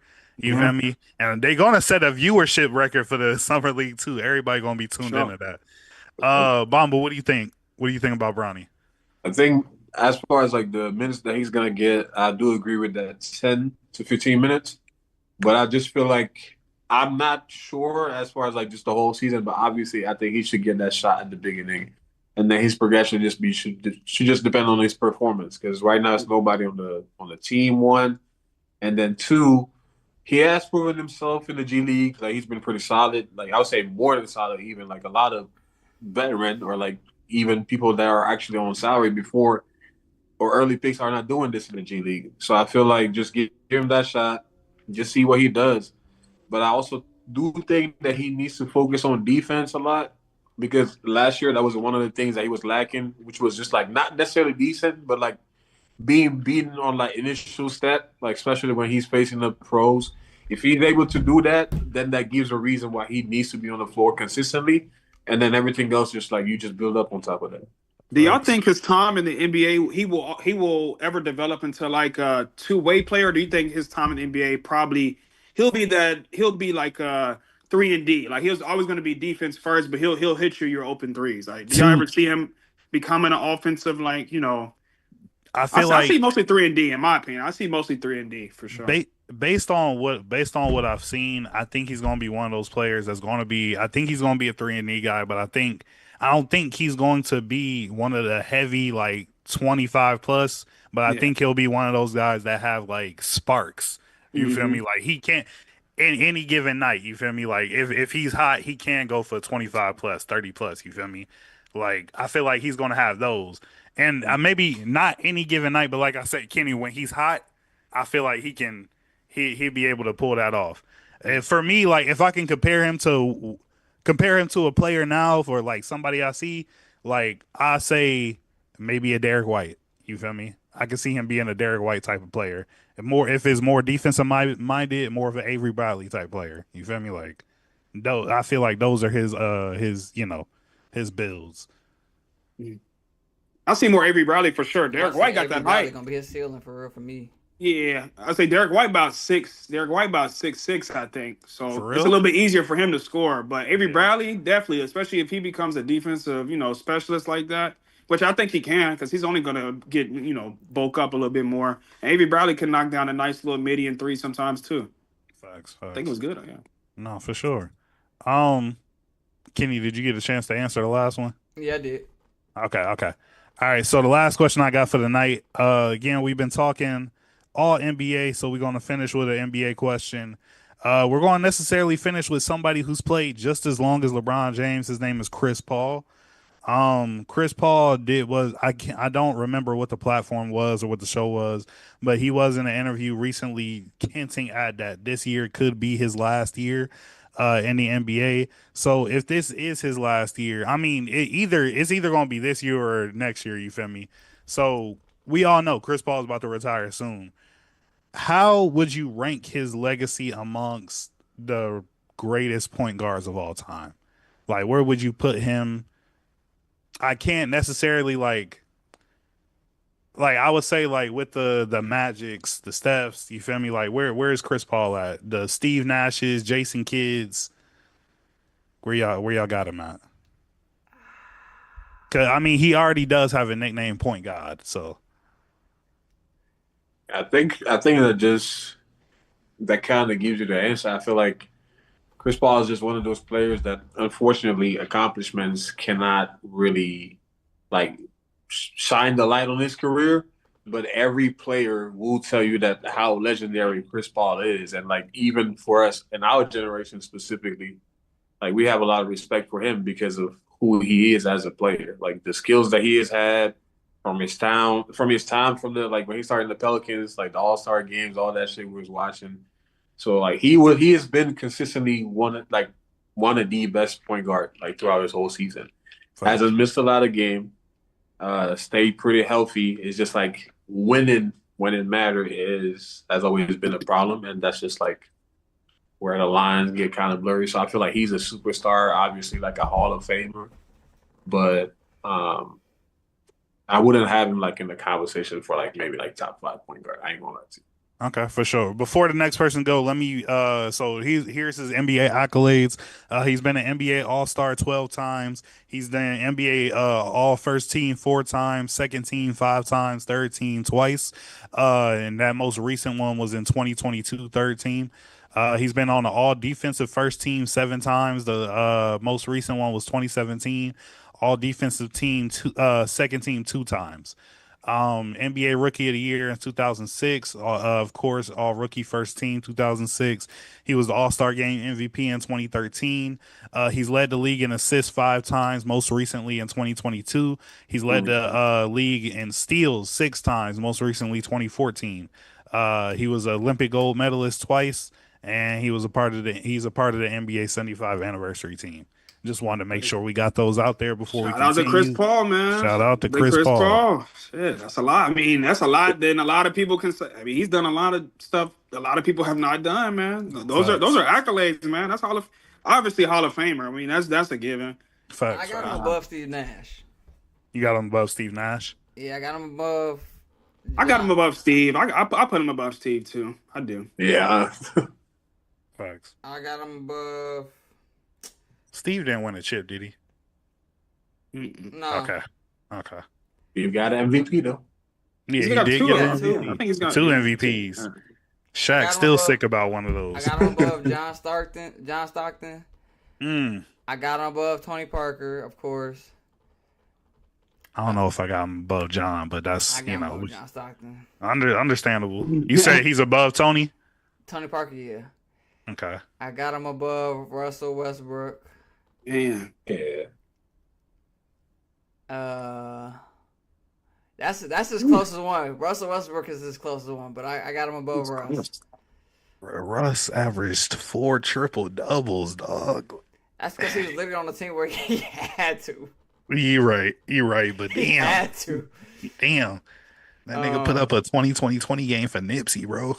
I got CP3 over a Big O. Oscar Robinson, yeah. I What got about IT? Both ITs. Isaiah Thomas? He said both IT. Both ITs. Of course, that's a tough one. I'm about to say, I got him over Celtics IT for sure. Pistons IT? That one's an argument. I think the that's where thing that really hurts Chris Paul is Chris Paul has he's done play with some great players on some couple of different teams. You know what I'm saying? He played with a great James Harden that almost beat the Warriors. They could have beat him. They would have beat him if he didn't tear his fucking hamstring. Yeah. They would have beat them if he didn't tear his fucking hamstring. Yeah. But no, Jay's right. What's his name? James Harden. That Clippers team was not winning shit, bro. Come on, but they had talent though. They had talent. That bro. team was not winning no shit back then. LeBron was on the Heat back then. Houston, let's be real. There was, but there was still potential though. I'm not gonna say they was gonna beat him, but he's been. I'm about to say. Talking about Houston. What you mean? Talking about Kenny. What team you talking about? When he's talking about the Clippers team, they was not winning shit on that Clippers. But they were a good bro. team. That's all I'm saying. Is that they were beaten, but they were a good team, bro. That's still a good team. He's been. You had arguably the best power forward and the best center in the league at that time. Arguably, I ain't gonna say that they were, but they had good role players too. But they had Redick, they had Bledsoe, Jamal Crawford. We also got to remember the Spurs dynasty was alive and well during that time too. Who? Oh, the Spurs. The Spurs dynasty was alive and well during that time. Right. AD and Westbrook were still on the Thunder. The West was tough back then. That team with Chris Paul, Blake Griffin, DeAndre Jordan. They did pretty good though. They still did pretty good though. DeAndre Jordan and Blake Griffin and they prime are great players. Though. I'm not saying they not. But that's not a championship team. That's not a team that's built to win a ship.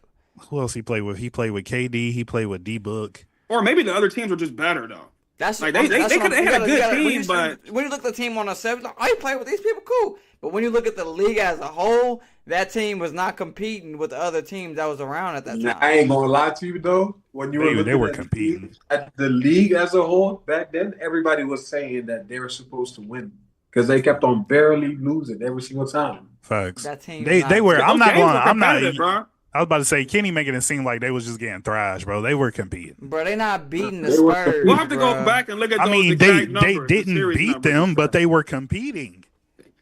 He's been on some competitive teams that always had a chance. You know what I'm saying? You have a chance. Like, you know what I'm saying? I can give you that, but what I'm saying is, even though he didn't win the chip, I think the person I can't say that he's better than, that I absolutely cannot say that he's better than, he's not better than Steph, he's not better than Magic. Wouldn't say that either. Him and Rondo can go back and forth. What did you say about IT earlier? Team Rondo over here. I'm going Rondo. I'm going Rondo. I know he got better accolades than Rondo, but I gotta go Rondo. I think I'm putting Chris Paul over Rondo. I feel that. Isaiah Thomas on the Pistons is tough. That's what tough. about Kyrie? Or would y'all not Kyrie? Even though he's a point guard, would y'all not consider him a traditional point guard? I'm putting Chris Paul over him simply for the fact that Chris Paul can still score, not to the clip of Kyrie. But when it comes to defense and playmaking, Chris Paul is blowing Kyrie out the water. I respect Chris Paul's a better. Are you saying he's a better point guard than Kyrie? You're saying he's not a better player, but he's a better point guard. He's not a better scorer, but he's better everywhere else. He's a better leader. He's a better playmaker. He's a better floor general. He's a better defender. I would say everything, maybe not playmaking. Well, if you include like assists, if you're talking about incorporation of other players, then I was about to say because playmaking is more than just passing the ball. Yeah, I feel like Kyrie's style of play is more playmaker for myself, like kind of like one-on ISO street ball. I'm about to go get a bucket on you. Kyrie's Kyrie me. is truly a small forward in a point guard body. Is that what you're saying? Yeah. So the only area that Kyrie beats Chris Paul is scoring. That's it. Chris Paul wins everywhere else. So I guess top 5 point guards of all time, is Chris Paul in there? Oh, is he better than Jason Kidd? I gave it to him. That's me. I would. I feel like I'd give it to him too, but just based off because, like you said, Kenny, he can score. Jason, not saying Jason Kidd couldn't score, but I feel That's a like good point. Chris Paul was a Fuck it, Chris Paul top 5 point guard all time. Yes, he is. It's not crazy to say that though. That's not. People put him in the top. I mean, I'm not mad. Like I haven't put a top 5 point guard list together in a minute. So I visually I can't picture right now, but I wouldn't be surprised if maybe I had him in my top 5. I feel like it's comfortable because number 1 is Steph. Clearly, everybody knows Steph is number 1. Then a lot of Magic's people in there for sure. A lot of people would argue with you that Magic's number 1. I'm not going. Steph is. I'm putting Steph over Magic. As far if we're doing points guard, I think I'm gonna put Magic, just because like Steph is never. Steph to me is a shooting guard. He plays like a shooting guard, but he is at the point guard just because of his size. That's literally it. Hey, for me, my list is Steph, Magic. Then after that, it gets tough. It really might be Chris Paul right there. I think it wouldn't be crazy to put Chris Paul at 3. I mean, again, if it was a true, I would say Magic, maybe John Stockton, Chris Paul, Isaiah Thomas, Steve Nash. Steve Nash over Rondo? A lot of people would put Steve Nash over Rondo. I'm gonna put they would. I'm still taking Rondo over Rondo's Steve Nash, but a lot of people would take Steve Nash over Rondo. Rondo's one of those, like, yes, Rondo's a 2-time champion, bro. Like that's I think I would just put Steve Nash over IT over Zeke. He's saying over Rondo. Over Rondo. I put IT Steve Nash over Isaiah Thomas. I put IT at 4. Oh, okay. I put IT, but that's my personal 5. Magic, John Stockton, Chris Paul, Isaiah Thomas, Steve Nash. As far as pure point guards. Oh. Yeah. To me, it's like, yes, Steph Curry is on paper, he is a point guard, but that is just because of his size. The way he plays, he does not play like a point guard. He's never been the main facilitator for his team. Has always been Draymond. So you're saying he's in the same realm as like Kyrie in that area? Yeah. That's why. Because Kyrie wouldn't even make my top 5. I love Kyrie. I think Kyrie's better than Steph, but you feel me? Like I can't consider Kyrie like a true point guard. That's fair. I can respect that. But anybody else got any more comments? Chris Paul? All right. Well, this has been the sports segment. We appreciate y'all for joining us. If you're still with us live, please hang on because we do got one more segment left. My boy Jason, we appreciate you for coming on the show, joining us. We always love having a real sports analyst on the show with us. You feel me? Truly, bro. If I know about a trade, if I promise you, Jason will send it before I see it on Twitter. That is. I try to keep up, man. I try to keep up. I do. When I tell you, I promise you, if Jason sent it, it's been like I haven't seen it on Twitter at all. Yeah, but it may be 5 to 10 minutes after it just got announced. I try to get them quick. Facts. I try to get them quick. But we appreciate you for coming on the show, bro. Of course, we're going to have you on again in the future. But again, thanks everybody for joining us. Make sure you like, subscribe, share. We do have a $500 giveaway going on. If you want to know the details, please go to our Instagram and our TikTok. All the details are in there. We are I think we're somewhere between like 76 and 78 followers on TikTok from giving away our first milestone. So please go ahead and support us on that. Make sure you look at all the DreamCon recap we have posted and support us on that. And just, support us on a regular basis. But again, like, share, subscribe, send this to your friends, send this to your family. And most importantly, because she is also going to be watching Cooper Flag versus Bronny James on Thursday, send this to your grandma, man, because she loves sports and she loved me too. And then we out of here. Shout out y'all boys. Recording stopped. I should have said it in my segment. I forgot. It's okay, Kenny. It's okay, Kenny. I'm But nah, dead. Jay, we appreciate you, big dog. Nah, I Yes, appreciate sir. y'all. I'm gonna come better prepared next time. I have to get something to set my camera on and stuff like that. So Nah, I'm gonna you come. straight, bro. Yeah, for Yeah. For sure. sure. Now I'm watching that what's the name game right now. That late. I'm watching Bronny play right now. For me, Bronny's all about NBA reps. No, dead ass though. I think he needs one solid season NBA reps. And if they truly feel in their heart they're not getting shit done this year, then they might as well go ahead and put that nigga in because you signed him for 4 years unless you plan on Facts. buying him out. Facts. So Facts. might as well let him get What's some score money. right now? Just the Lakers and the Spurs playing. That's What's it. the score?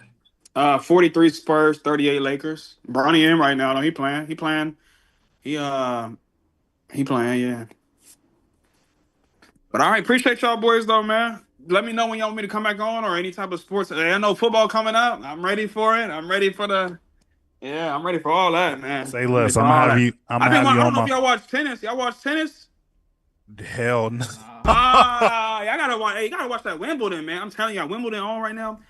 I gotta start, bro. I'm telling you, bro. Tennis, like look, tennis is like that, bro. I'm sorry. I'm getting to know all the players and their ranks and stuff now, bro. Tennis is like that, bro. I retired with Rafael Nadal. So Dang, but nah, y'all go ahead though. Appreciate y'all. All right, bro. yes, sir. All right. Again, if you are still with us on live, whether that be TikTok, Twitch, or YouTube, we are doing a $500 giveaway.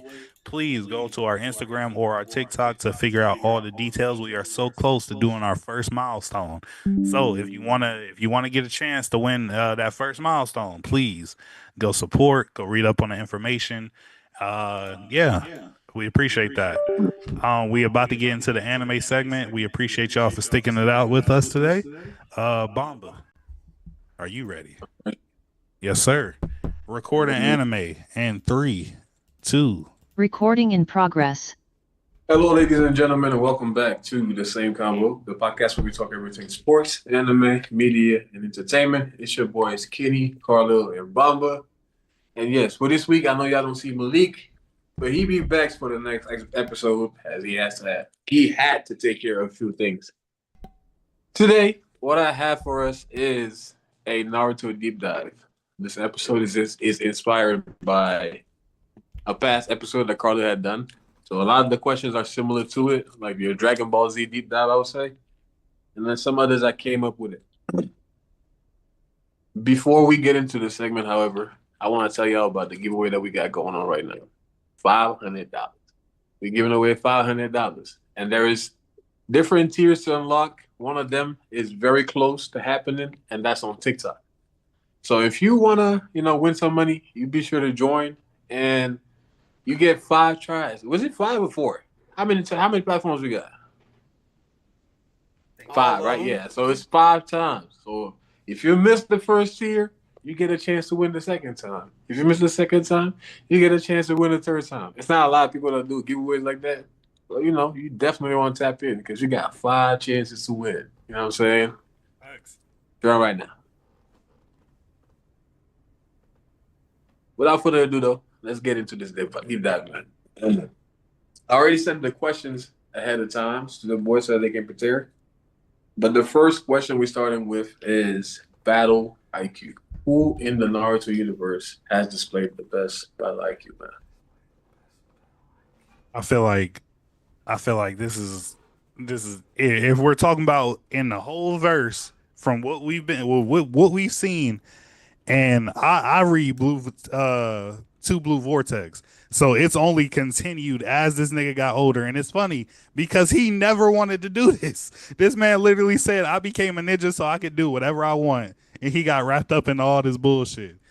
Shikamaru Nara has the best battle IQ that's ever to me.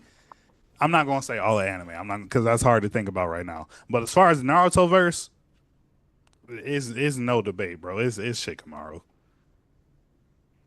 Okay. Okay, what you think? My first gut answer is Shikamaru, but not because he beat Shogi, of course. the thing with battle IQ, experience also plays a factor in that. I just don't know if he had to actually like set up a war or like had to go to war with something else or just if it was the two opposed sides, it was Shikamaru and Kakashi. I just feel like Kakashi's experience would give him an edge over Shikamaru's just raw IQ. So it's a tough. I'm just go Shikamaru, but I do feel like older ninjas that are older than him who just have more experience with battling probably could outmatch him in this battle IQ. I mean, with overtime, just like Carlos was saying though, now he's one of the older ninja too. But I have to take what I say with a grain of salt because I don't watch Boruto and I don't keep up with where the story is now. Oh yeah, that's true. I ain't gonna lie though, I don't. Shikamaru not even mine. Mine is personally Sasuke. I think that Sasuke has displayed some of the highest IQ when it comes to battle, especially and he has done it consistently. I feel like something that highlights it is one. I feel like he's one of the only characters that really has to deal with intel, like mainly focused on intel when it comes to like his enemies. And this is specifically one-on-one. That's why I specifically went with Sasuke because I feel like if it's just like group settings, the best person to go with is always gonna be Shikamaru. Like he knows how to use pieces, and use them right. But Sasuke, when it comes to 1v1, even though his resume and all that great, I feel like when it comes to tool usage, he's up there. He's the only one that always has them wires, shuriken, kunais, big kunais, or whatnot. Like he stays stacked up and ready with it. And then, like I just said, the intel, and also to just using like your opponent's abilities against them and whatnot. Like he's done that multiple times, whether that's with Itachi, whether that's with Kabuto, whether that's with Naruto. He always consistently does it, and I just feel like in a fight, it's always his IQ that just keeps him there. Like his technique with his wires is so slept on, bro. And it's crazy how they it's sprinkled in every once in a while in each, different in each different series, bro. Like I feel like because I was reading like chat on Twitter saying like I wish, you feel me, like they would highlight it more. But honestly, I think it's used the perfect amount because it's one of those where you just forget about he utilizes it. Yeah, I think it'd be like the major fights that he struggles in. That's when he starts using it. But like if it's like usually like on the common, because the only time I can think of is like first time was versus Orochimaru, which I feel like the earlier times is the coldest shit because he always put some oil on that shit and actually ends up burning. Like I was like, bro, oh. Yeah, but like after with Itachi, I will agree. I will agree. He has a bag. The only reason I wasn't thinking about Sasuke because that nigga's boldness can get his ass kicked sometimes. And I'll be like, "Where's your IQ?" That's the problem. That's the problem. He said, "That's the problem." That's the problem. That's always where he gets caught up. But the next part I want to talk about is revenge. You feel me? One thing we know about Naruto is that usually when he gets the opportunity for revenge, he probably gonna talk to you. He gonna forgive you. But them other niggas, they usually won't. So that's why I want to talk about revenge. And I know that with Naruto, there's a pretty prominent revenge that everybody remembers. If that's yours, go ahead. I got a different one in mind though. All right. Mine is Sasuke's walk down. On Danzo? When he walked down Danzo. And he behind that nigga smirking, and Danzo is just like all them Izanagi, none of that shit matter, man. You about to die. Nigga running and crumbling, this nigga smirking behind. Like, I like that brought a feeling I'm not even proud about. It's just like, bro, why is this nigga why is it so hype? He just there smirking. Like, kill your ass. That's mine. I had the same one because I didn't want to go with the same old Shikamaru one, but mine was Sasuke walking down Danzo because that was because you gotta think, bro. That was just a lifetime of revenge right there. Danzo was the fucking source of all that fucking hurt that he went through, bro. And so the fact that he was able to get his get back like that and the way he got it. This nigga Sasuke and Shippuden is a demon. That nigga was a demon, bro. Through a whole war by himself.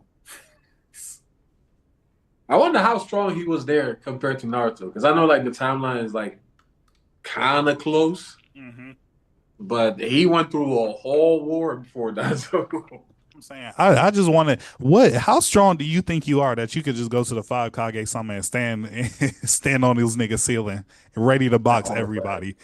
Because not only do you got the five Kages, you got the people that that came with them. Like you was about to box the whole room by yourself. That's OD. That's OD. Kenny, what's yours, man? I'm gonna go. See, I also didn't want to go with the normal Shikamaru pick either. I picked Naruto spinning for Jiraiya. And Versus spinning for Hinata. Like I feel like even now, I feel like that might be. Well, I can't say now because I didn't watch Boruto, but I feel like in all of Naruto Shippuden, like Great Ninja War side or whatever, I think that pain fight was the most intense Naruto 1v1 in the whole series. Yeah, that shit was crazy. Yeah, like when he looked at, he said, "You just smacked Hinata." Got to work. He fought harder when he hurt Hinata than he did when Jiraiya got killed. To this day, bro, that is still my favorite fight of the whole series. But no, like not even, I don't know what it is about that specific fight, bro. I can't say it was Jiraiya dying. I can't say it was him.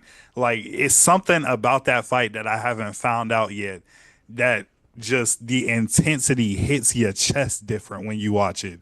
Like we done went through the war, we done went through every other. Naruto versus Pain has a different intensity to it. Kenny used the perfect word. That's because this man painted it off to everybody. Kakashi was dead. Literally, Sakura, the Hidden Leaf Village is leveled, and it's just a bunch of rubble everywhere. And Sakura's on her knees, crying, "Top also Naruto!" And then what happens? Poof! Naruto pop up. Naruto was like, "Why you summon this? Where are we at?" You were like, "This is Konoha, nigga." And they popped up like this, on a frog on top of another frog. On top of another frog. Yeah, like, bruh. Nah, yeah, Naruto was OD. I was the first time I seen that type of animation that Gear 5 was also using. Niggas would look like water. Like, what's going on? Yeah. Let's move on to our next category, which is the most underrated fighter in the whole series, man. I feel like this is going to be my same answer for another question you got at the bottom. But I feel like everybody knows this. The most underrated, underused character in all of Naruto is Shino. Shino. Underrated fighter? Yes. Shino. Shino is crazy. I'm gonna say, because when I was thinking about this, the funny thing is when you sent this, I'm in an anime group on Twitter. When you sent this, there were people disrespecting one of my favorite sound ninjas, and that was Kimimaru, saying he wasn't even like that. If that is what the fans think, I need fans to stop underrating that, because that nigga was a true problem. And remember, he was dying. Yeah. Kimimaru, I believe, because we haven't seen it, but I believe healthy Kimimaru, full about that nigga's a problem. I feel like he was I feel like people underrate him as well because it was so early in the Naruto verse. And then also just the simple fact we didn't get to see enough of him. You feel me? I feel like if we would have seen more of his power and his abilities displayed, then he would get the more respect. But like I said, that was my answer for this, just because when you sent that, I was literally arguing for this nigga. So yes, Kimimaru. I feel like he can't be underrated because he went through Rock Lee, Naruto, and then it took for Gaara to pop up for them to like really bang with him. And ultimately he lost because he died. Literally. That's what I'm saying. If you're going through Lee, Naruto, and Gaara, you can't be underrated, bro. It's cool. No, but I think that even within that situation, he's underrated. Like Kimimaru's ability, if you're just thinking of like outside of him dying, he is like way past that. Like maybe he's beginning after that chapter where after Naruto and Sasuke killed themselves. Like he's still relevant power level wise. Was never meant to be a side character, bro. I might put him above the whole Sound 5 shit. Look, that Oh, bone, he's above them. He's like the leader. when that bone post KK Genkai get to you, it's over with. Like, Telling you. Think about it. Like Gar and Lee were about to lose if he wasn't sick. facts. But Carlo, I mean shit, yeah, that's a good one. Mine, he don't deserve no respect. I ain't gonna lie. He's a bum. He deserves all the hate that he gets. But I feel like when it comes to fighting, he don't get the love that he deserves. And I'm thinking about Hiruzen. Okay, I thought you was finna admit to say his grandson. Oh, hell nah. Hell nah. That nigga, come on. He deserves some respect in Boruto, just a little bit. Talk about Konohamaru? Barely. Yes, yeah. Disappointment. That nigga is what? Compared to what you're supposed to be? I don't even want to talk about it. Yeah, respect for what? I'm fucking dead. But yeah, Hiruzen, man, like just between his mastery, he has literally the coolest summon in the whole story. And I just feel like just all of his use, like when it comes to fighting, like once it's about the hands, I just like everything about him. And he's just good and efficient. I just feel like it's just like his character off the field hinders his his skills and shit. So people don't want to give him his props. We did most underrated. Oh, this one's gonna be interesting. What villain plan would you have liked to see come to fruition, like throughout the whole story? Like you were just curious, like, oh, I wonder what would have happened if Pain. Pain. That's sick. That's just sick. Because you gotta understand, his whole thing was to make people afraid of conflict, basically. That was basically the whole thing. This world shall know pain. He wanted the world to know pain. He wanted to start it over. So ultimately, it'd be more peaceful once everybody started hating conflict. So I would have kind of liked to see, you know, how that would have came to fruition. I guess my close second would be Madara. I mean, the filler episodes when they was in the Eternal Tsukiyomi, the hoes was lit. So I'd probably like to see too, but my number one would be Pain. Okay. Kenny? I'm trying to think of all the Naruto villains. Like, I don't know what Orochimaru's ultimate goal was other than to just be immortal. So I don't really learn care. all the jutsus. I don't really care about that. I feel like the only two options are really either Madara or Pain or Kaguya. I guess those are the only three options. Did Kaguya even have a plan? No. Like when I think of villains, there aren't that many because the whole goal of the show was to get Sasuke back for so long. So I mean, you only really get, I guess, Obito, Madara. I mean, Obito and Madara pretty much have the same plan. And Pain. So Orochimaru in the Sand Village. Orochimaru in the Sand Village was all of Orochimaru's plan was just to get Sasuke's body. And learn all jutsus, and like be immortal and shit. That was after though. I don't think his specific plan was to focus on Sasuke when they raided the village. I think the specific plan was just to take over the leaf.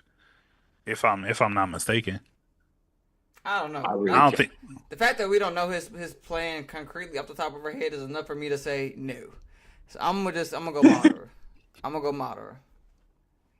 It's funny that you said no about Orochimaru because that's mine. My personal thing, I just feel like, because one thing about Orochimaru, like he has other things that he has always aimed to do. It's just like the bodies that he already like, or the things that he has already done was just like stopping him from that. So I always wanted to see what would happen if he took over Sasuke's body. First of all, just his intellect and his experience with Sasuke's body. What kind of ninja would he be? Two, what would Naruto do the day that he realized that this is not Sasuke no more, that your boyfriend is gone? This is actually Orochimaru, you feel me? What he gonna do? Is he gonna kill him? Is he gonna fight him? How's that gonna go? he's just gonna say his boyfriend and keep talking. That's nigga, please. When's the last time you went to see his wife? Exactly. Hey man, you ain't never hold fingers with your bruh. Boyfriend. boyfriend was wearing a necklace, had dreams. I don't know how we let Kishimoto get away with that. Bro, this man, he was imagining them holding fingers every other episode, dog. He was dreaming of Sasuke. What are we talking about? Hey man, Sasuke would be out of hot stream dreaming about Naruto too. Crazy, facts. Facts. crazy way. But yeah, now I just wanted to see that, and also just specifically the Sage mode, man. I feel like it's just like I don't know what it is, but my brain just always, as soon as I know that you have a different affinity, I'm just like, oh, what would that Sage mode look like? And I understand we got Mitsuki now, but what if Orochimaru, like all of these years sacrificed, if he had Sasuke, I definitely would have loved to just see like what his Sage mode would entail. You feel me? Because they're OP already, like they're their leader, whatnot. But let's not waste too much time on that because the next one we got who had the most wasted potential. And Carlo, you kind of answered mine earlier. Yes, go ahead. No, what was yours? Who was yours? You brought him up, Konohama. Oh, yeah. He's number 3 on my list. He said he's number 3. Yeah. Oh no, wait. I didn't mean to say Konohama. Kimimaro. Kimimaro. Okay. He got killed. That's just what I'm saying. I feel like if he lived, obviously, yeah. Yeah, number 2. That was number 2. Number 2, okay, good. Who's number 1? Yamato. Oh yeah. Oh, absolutely, yes. You talking about a nigga that had wood style and Hashirama cells? And he's a Senju. Insane. Like, come on, bro. I feel like there could have been so much potential with him, especially like having Hashirama cells, being Senju. He could have had a more potential, have a bigger relationship with the tail beast and stuff like that. Like, yeah, bro. I feel like they sidelined him something crazy. Like, I feel like he should have been more OP than he was. He should have, like, literally in the explanation. That's literally the whole show. That's been their goal. And literally in Boruto, you saw that was their goal. Where the Hashirama cells, nigga, you had that from the get go. Do something. Exactly, bro. Like, yeah, bro. Yamato's number 1 for me, dog. Nah, yeah, 100%. I agree with that. I don't know how I didn't think of that. I agree with that one. Katie's over there like, huh? Man, never.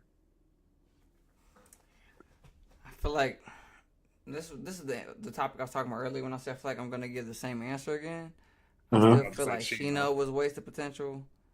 I feel like he could have been. I feel like if there's a group of people who said or say that if Shino would have went on that Sasuke retrieval arc instead of Kiba, they would have had Sasuke back, and I believe that because Shino is cold. Shino, of course, Rock Lee. Rock Lee should have been able to surpass my guy, but he kind of just trash now. Who else? Actually, scratch everything I just said. Neji. Neji. Had he not died the way he died, it's like same like Kimimaro. Like, we don't know how cold. If he was that cold as a kid, we don't know what levels he could have taken the Byakugan and what he could have truly, like the weapon he truly could have been because he died in that ore. I don't think he was at his peak yet. Could I say something? So, in the show Naruto, if I have to say there is something I dislike, it's the Byakugan, and I high key think that Neji was never gonna be past that ceiling. I ain't gonna lie to you. I think he was gonna be past it. Do you hate it because what it's turned into now? Huh? Do you hate it because what it's turned into now? Because it's not. Like, what is it now? For example, what is it? Some overpowered BS. No, you talking about the Jogan, right? Mm-hmm. Yeah, the Jogan, but I'm talking about just regular Byakugan. When Naruto was ending and we got to Toneri, they started hyping up the Byakugan. So when we got into Boruto, I was like, oh shit, we about to see some shit. So when Himawari had that episode where she knocked Naruto out, I'm like, oh, we really about to lock in. And then it's just like, oh, basically the Byakugan ain't shit. Yeah, basically. Yeah, I see what you're saying. So I'm just like, y'all did all of that for nothing. And then when I'm looking back, I'm just like, yeah, Neji was a prodigy. That's why he had all them extra bombs. But that's literally where it's at. Like, that mother niggas just not couldn't get to that. So I was like, that just pissed me off. But Kenny, what you said about Shino, I totally agree. I think that even like in Shino's family, if you're looking about like what ninja to become, that's the safest bet because they already have arsenal to start with. They have all the insects, and then whatever you're building off, you're building off of that. I agree with Shino. They wish the fuck out of that nigga.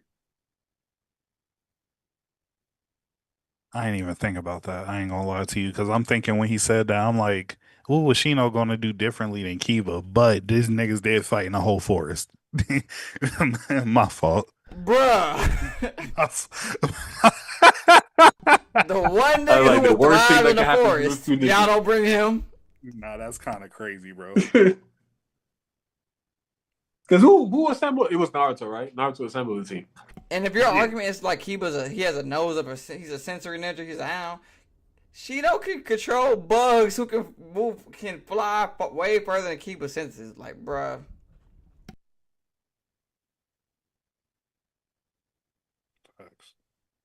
Man, shit. This is still on the topic of wasted potential. But this one is which character had the best power up, but the worst use of it? Best power up, worst use of it.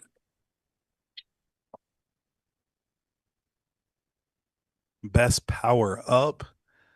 Because, okay, I think I probably read that question too fast because when I originally thought of it, I was thinking of Kaguya. Of Uh, Kaguya? I feel like she had the best power, but it really wasn't able to be highlighted as much as it should have been just because of how late she was introduced. And also it just felt like she had no real strategy. So Yeah. if it was used strategically and things of that and but maybe that's not what she was thinking of because she's literally just reborn.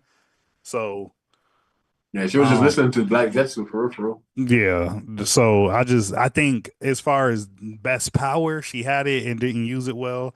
As far as the best power up but didn't utilize it, best power up, but I'm going Sakura. I just knew somebody was going to say I that. feel like I feel like I'm gonna go Gara. Why? I feel like because he never had the chance, or probably even never had the chance to master his Jinchuriki. I ain't gonna Because lie, they hold the fuck out of the perspective of Jinchuriki when Gara was a full body Jinchuriki. We facts. don't even gotta talk about it. That's what I'm saying. They and what's name Shippuden hold him at the beginning, bro. I was so mad when this nigga got beat and kidnapped and they stole the Jinchuriki from him. Like right away. Yeah, I was like, okay, that's just ass. This is Gara. Like this is like what are we doing? But yeah, bro. I guess if I had to, just because I feel like him being able to master the one tails would be insane. I feel like his potential would have went through the roof, bro. Like he was supposed to be OD already. You feel me? Like his jutsu alone, his sand control alone is already supposed to OD. So imagine if he masters his one tails Jinchuriki. Like that's yeah, bro. That's top tier insanity. That would have been a problem. Real. And who you got? I got Sakura. I feel like with her getting her Tsunade's infinite healing, she should have been able to do more, or at least be not as afraid, because you're not gonna die. Like with using that jutsu, Tsunade was literally split in half and was able to heal from it. Like, but there's a lot of misconception about that though. She was split in half, was able to heal because of Kareem. It's not because of her power. Sakura was a terrible answer, by the way. I'm just letting you know. That was a terrible. I think Sakura was a good answer though. That was a terrible I have answer. different reasons. I ain't gonna lie. Carla, if you remember when Sakura was introduced, what was the one thing that was hammering in our head? You know what? Okay, there you go. I finally caught up to them. Is that what you're saying? No, bro. This man she has a whole demon inside of her. She got a whole fucking demon inside of her. Like, what happened to that? The Genjutsu specialty, whatever. Like, come on, bro. Yeah, nah, that actually, you right, because How do you Once have she to put aside, they never mentioned that genjutsu. never Never. again? Yeah, Wait, what are we that, talking about? She has a genjutsu affinity, a strong one. Like when she started off as a ninja, it was prominently known. That's why even when Ino did that little ooh and was supposed to beat her, she like, nah, nigga, beat my Susano. I was waxing the fucking shit out of her. yeah, bro. Yeah, okay. It's a good answer for the reason you just gave. For the reason that nigga gave is a terrible answer. Whoops. I didn't have Sakura though. Let me just say that I didn't have Sakura. That was my answer. My answer is Minato. Worst power up, worst use of it. But to be fair, it was a complete ass pull that didn't make sense. So I understand why he didn't use it as much. I'm talking about his Sage mode / Kurama mode. When the fuck did he even get the chance to learn it? This man died when Kurama stabbed him in the stomach. And then you telling me he sealed Kurama and then was learning that shit in the afterlife? Cool, whatever. They was, because they was just waiting. He was literally chilling. You feel me? Shut up. He was chilling, waiting for Naruto. His chakra was chilling. He was learning it in that little chakra. That nigga was dead. I want to hear it. And then he comes here, has a cloak, but doesn't do shit with it. But Sharing chakra was the only purpose that he had. That's the only thing he used it for. Didn't use no ability, no Kurama mode, nothing. Bruh, Pissing me off. Even the Rasengan looks the same. Bruh, that's actually crazy to think about. Get that man the fuck up out of here. Let us just move on, man. I don't even want to talk about it.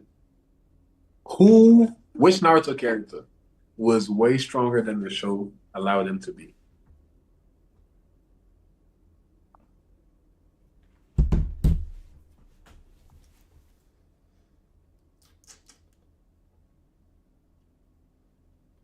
Who was stronger than the show let them be? Itachi. Bit easy answer, yeah. That's an easy answer. That's an easy answer.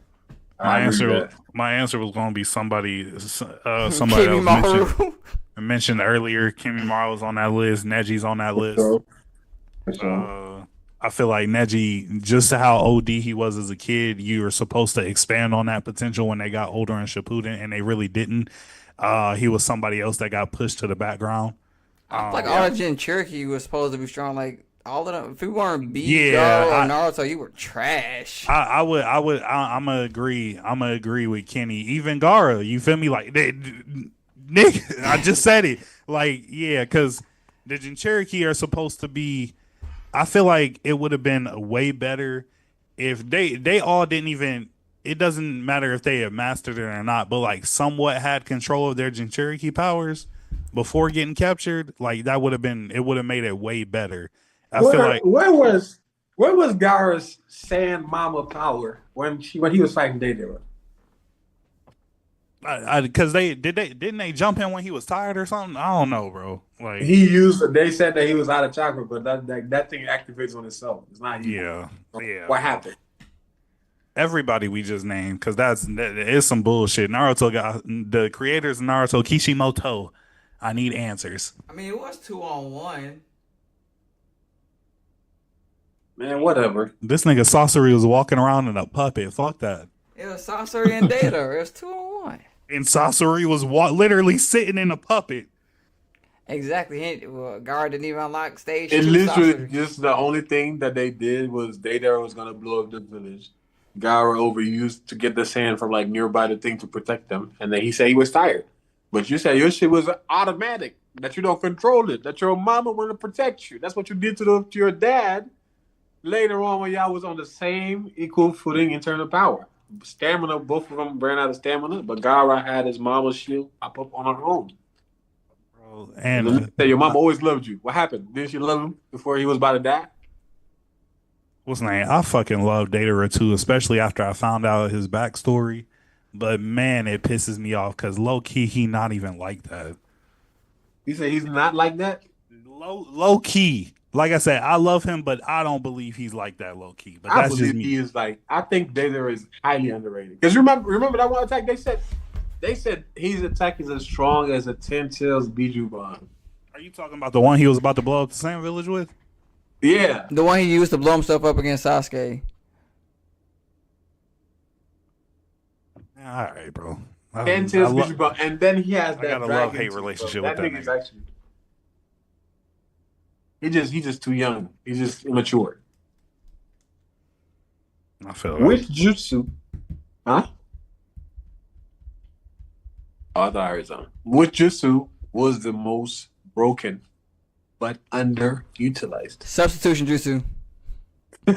Substitution jutsu. I ain't even finna. Substitution jutsu. That's just about to piss me off if you're finna go that route. They should never get hit. They should never get fatally wounded. Substitution jutsu. Like I said, I ain't finna go that route because that shit. That's one of the things that's like, nothing makes sense at some point. I think it's just they like just Carter stopped was just using saying it earlier. They just stopped using that shit. Oh yeah, they did. They just did. That and the body flicker. They used to do the body flicker jutsu too, like where like the person is too fast for you to attack them, but it's a D rank jutsu, so everybody can do it. I'm just like, what is happening with Naruto? But Kishimoto did admit he forgets shit too. So there's that. Carter, who you got? Or what you got? My fault. Y'all was breaking up. Y'all was breaking up for a minute, so I had to just sit here. But if y'all can still hear me, I think the most broken but underused jutsu is probably Flying Raijin. Fine. I feel like that's hella broken. But again, it is probably underused because we didn't get to see the users too much. It's only 3 users. You said what? It's only 3 people that can use that. But that's why I said it's probably I'm probably thinking of it underused because not a lot of people are able to know it, and then we don't even get to see them that much. Kenny, who are the two people you thinking about? Minamoto, of course. If the second created all jutsu, clearly him. Yeah. And then that one Jonin who's like 20 something to know in his missions. I forget his name. He also knows flying. He's the one who wears his headband as a do rag and has the toothpick. They got to do it like all 4 together. Yeah, so those are the 3 that know the flying Raijin. Yeah. You talking about Genma?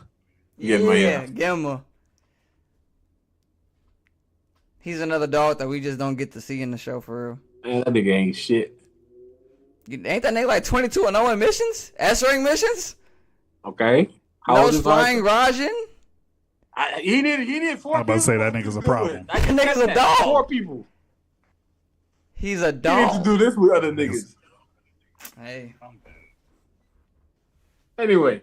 Wait. And in the tuning exams, he broke up. Who was fighting in the tuning exams and he broke them up by himself? He didn't break him by himself. He broke up Hinata and Neji with 5 other senseis. Was like, let me hold the elbow real quick. I'm about to look You get the forehand, you get the ankle, you get his hand, you get his knee. What the fuck y'all doing? He can block a shuriken with his toothpick. He fought a what? I said he can block a shuriken with his toothpick. Alright, Kenny's funny. Anyway, you got any other jutsu for me, Kenny? I said substitution jutsu. Substitution, yeah, okay. Substitution, Flying Raijin. Mine is another one too that Kishimoto just discarded. But I'm going with Itachi's Genjutsu. The specific one where he only has to point with his finger. There is no Mangekyo Sharingan. There is no requirement needed outside of just him doing this to you. And you're in the Genjutsu. Like, he just points at you in the Genjutsu. And then the person that's under the Genjutsu cannot break themselves out. Like, I don't know if y'all remember when he did it to Naruto, but literally Naruto's face split and this curse mark Sasuke trying to strangle Naruto with his own hands, and then Gaara sprouts from the stomach and he started talking shit. It was like, bro, why would you get rid of that? Wait, who did? Whose ability was that? Itachi. All he had to do was just this. And you under the Genjutsu. No Mangekyo Sharingan, no nothing. And then Kishimoto just said, forget about it. Get that out of here. I feel like, yeah. Get that out of here.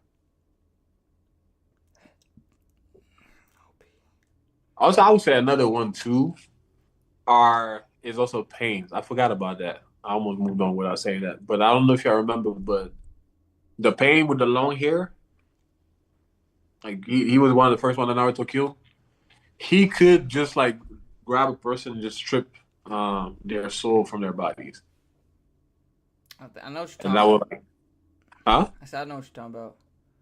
Like literally just like come and snatch. And I feel like all of those one shot moves, like he just got rid of it just too conveniently. I feel like another jutsu that's OP that we don't see enough of is Amaterasu. Mm-hmm. Like it just touches you instantly and it never stops burning. Yeah. That's why they no wait, does it? He still has it, right? Yeah, he still has it. Yeah. He still has the Mangekyo. All right, but the next question we got is who would be an S tier character had they had the right sensei?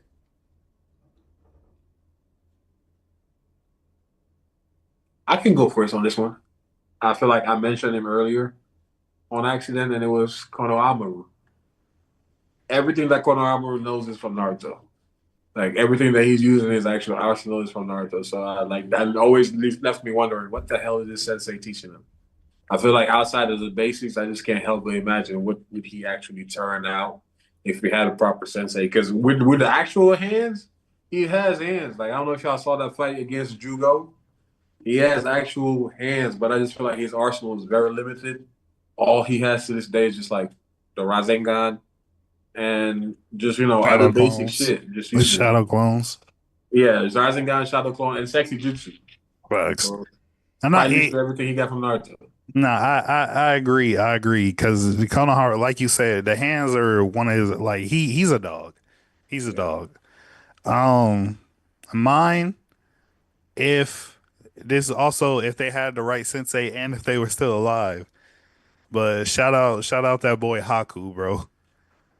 If Haku was still alive and he joined the Leaf Village, that Yeah. would be a S tier character, boy.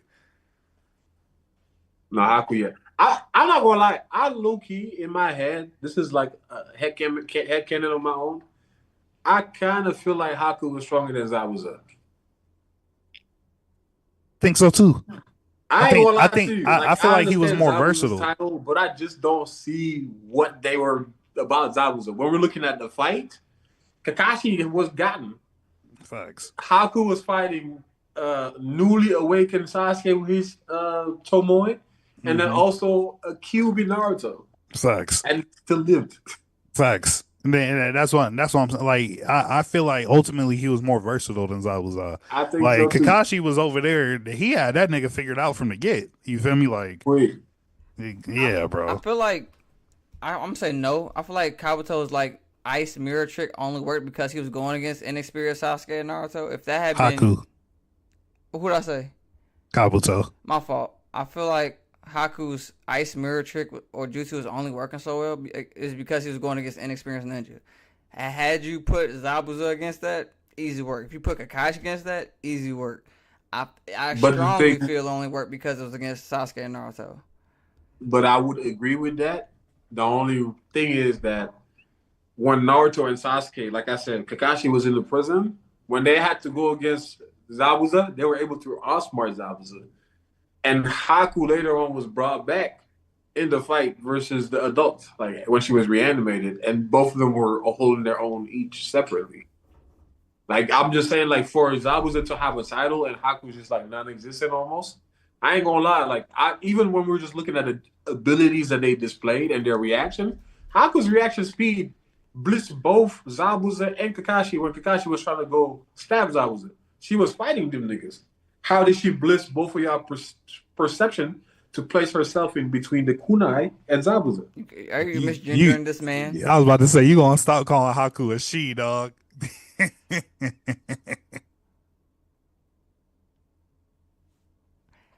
Haku, man, I think she's stronger. Wow. Okay, well, whose pick was Haku? You said who's what? Carlos Oh, pick was Carlos, Haku. yeah. Carlos. An S tier ninja with the right S. What is S tier? Who's in S tier that we're like for comparison? I'll say, for example, like low S tier for me, that would be like the Kakashis, the Sakuras, and then like you just move on to the Narutos, whoop to the Shikamaru. big dogs.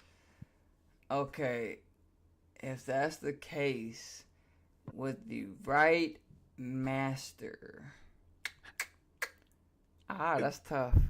Do you think, real quick, while Kenny's thinking, where would you rank Kankuro right now, Bamba? Ooh, that's tough. Convo would probably be like right now. Mm-hmm. I feel like with the right sensei, he could have been even. Not saying like his sensei was bad, but with the right sensei, like imagine if he got the chance to train with Chio or train Shio with and or Sasori, or it's over Swasori. with. Like it's over. It's over with. Like For that's sure, what for that's sure. something I guess I could have mentioned earlier that I feel like is also underutilized, and again probably because we don't see him like that. Yeah. Konkuro and his puppet. Like we forget about Kankuro, honestly. Yeah, bro. Like the older he gets, this nigga's puppet bag is insane. The different puppets that he has is crazy.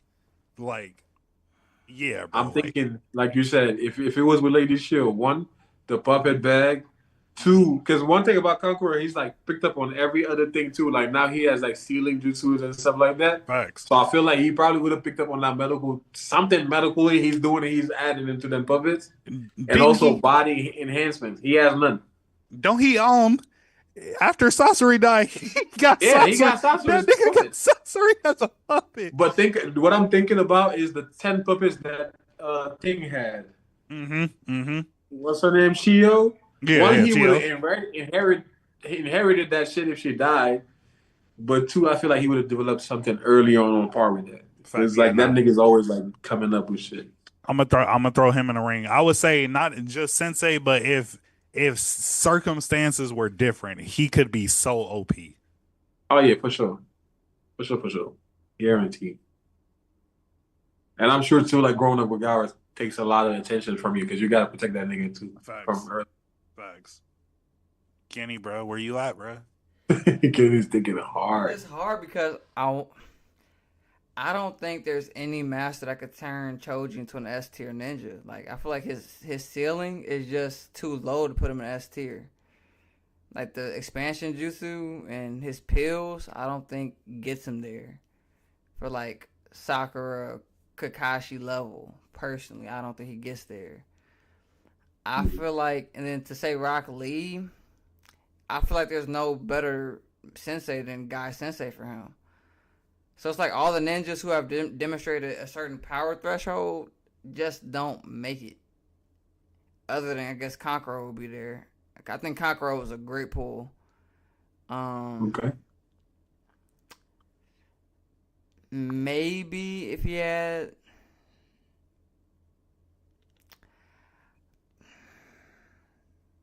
I don't see it. I'm going to just go Kankuro. Kankuro was a good pull. Kankuro, yeah. No, Kankuro is solid, but I ain't gonna lie. Especially like if he fucks around, he don't even need shield. He just needs to be like actually have access to education. He's already in the village where like that's all they do.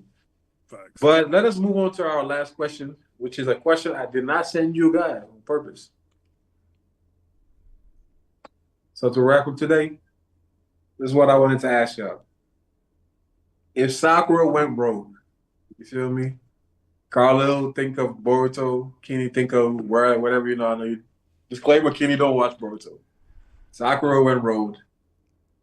With everything left from Konoha 12, how many ninjas would it take to stop her? We're only talking about Konoha 12. What's left of it? You feel me? What's left of Konoha 12 right now? Yeah, we're not like meaning remove Team 7. Sakura obviously is not there. Naruto, Sasuke not there.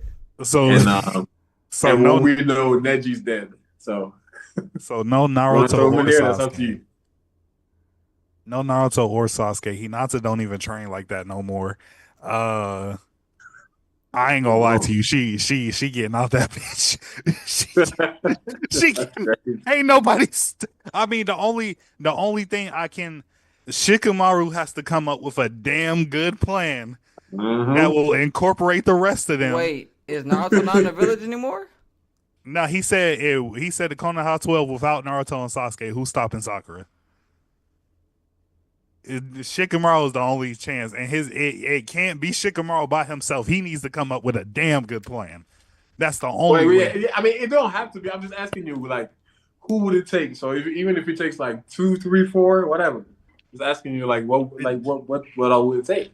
It's taking all of them, but they need to have Shikamaru. If they don't have Shikamaru, she's gone. That's what I'm saying. He's everybody. This is my team. She's out. This is my team, and we getting it done. We got Shikamaru, Shino, dead, Choji, and dead. Hinata. Dead. Hinata don't get it done. Those four get it done. But you gotta think, Carlo. Kenny is not thinking in terms of Boruto though. He's thinking outside. Okay, he's still in Sakura. Still, they not getting that done. No, I promise you, you need the rest of them. Well, now who do he say? Let me be real. Shikamaru, Shino, Choji, and Hinata. Them four get it done. Shikamaru, Shino, Choji. Choji pops a pill and goes butterfly to use his physical ability to maybe hold Sakura in place. Shino uses the shadows from Shino's bugs to extend the shadow to Sakura, locking her in place. Hinata pokes her chakra points. They retrieve her. It sounds like a good plan. Choji's not going. It sounds like a good plan. Choji's not going to be able to hold her at all. She's literally at that point a little bit slower than Guy, so they got to catch her in the shadow first. Choji's not holding her. They not catching her. The only thing I would say, maybe Hinata can run the ones with her, but she's not going to last long. I think at that point, the only person that's running the ones that with her might be Rock Lee. Yeah, I'm thinking some gates are popped. I was about to say you need some. I was about to say he's opening that last gate. On God, he is. On God, I don't think Hinata is keeping up with that Sakura. I'm just keeping it a buck. Yeah, Shino might do poison because that's the main. But Shino has that flesh eating bug though. That was hurting the Biju, but Sakura is stronger than the Biju. I just don't know why. I was about to say, and don't you think she'll be able to heal from that too? Yeah, but like that bug was literally like it was weird. You have to see. It was just like chowing down through flesh and just growing. Yeah. I don't know because I feel like I can't think of it right now because I feel like just having Lady Katsuyu would help out somehow with that. Probably. Yeah, bro. I can't even in Shippuden. I can't with the team he assembled. I can't see it, bro. You have to have everybody, or it's not working. Hey, man, for me, as far as where Kenny was, I'm not gonna lie. I think that if everybody jumps in, they beating her. Like if Shikamaru leads the pack, and you probably like send both Rock Lee and Hinata get her bulldog fits on. Rock Lee pops the gate. And they charge in. Like I feel like while they're beating your ass, if Ino can, try to do her shit, then like that's a problem. Because I understand like her resistance with like the Genjutsu, but I feel like those simultaneously coming at you, you're not keeping up, and then Choji just can enhance your shit, add in too, go crazy. Facts. And then that's where Shikamaru, like after those people clear out, you could probably try to hold her in. Just secure her, but I was about to say if he got everybody else, I can see it happening. Because again, after Shikamaru got to a certain age, got doubts. He's not doing shit now. Fucking. What? Are you including Sai in that? Because he's still a bitch. And I'm saying, don't nobody matter. Tamara is a part of the team now. What you gonna do? It ain't Shimamaru would have a field day with these new niggas. I tell you that. I swear to God. But man, look, today has been a interesting night, a full night. We appreciate y'all for tuning in and sticking with us, especially if you made it to this point. It's been a long, long, long show. It's been a long anime segment. But we appreciate y'all. And like always, make sure you share this with your friends, with your family, and also share the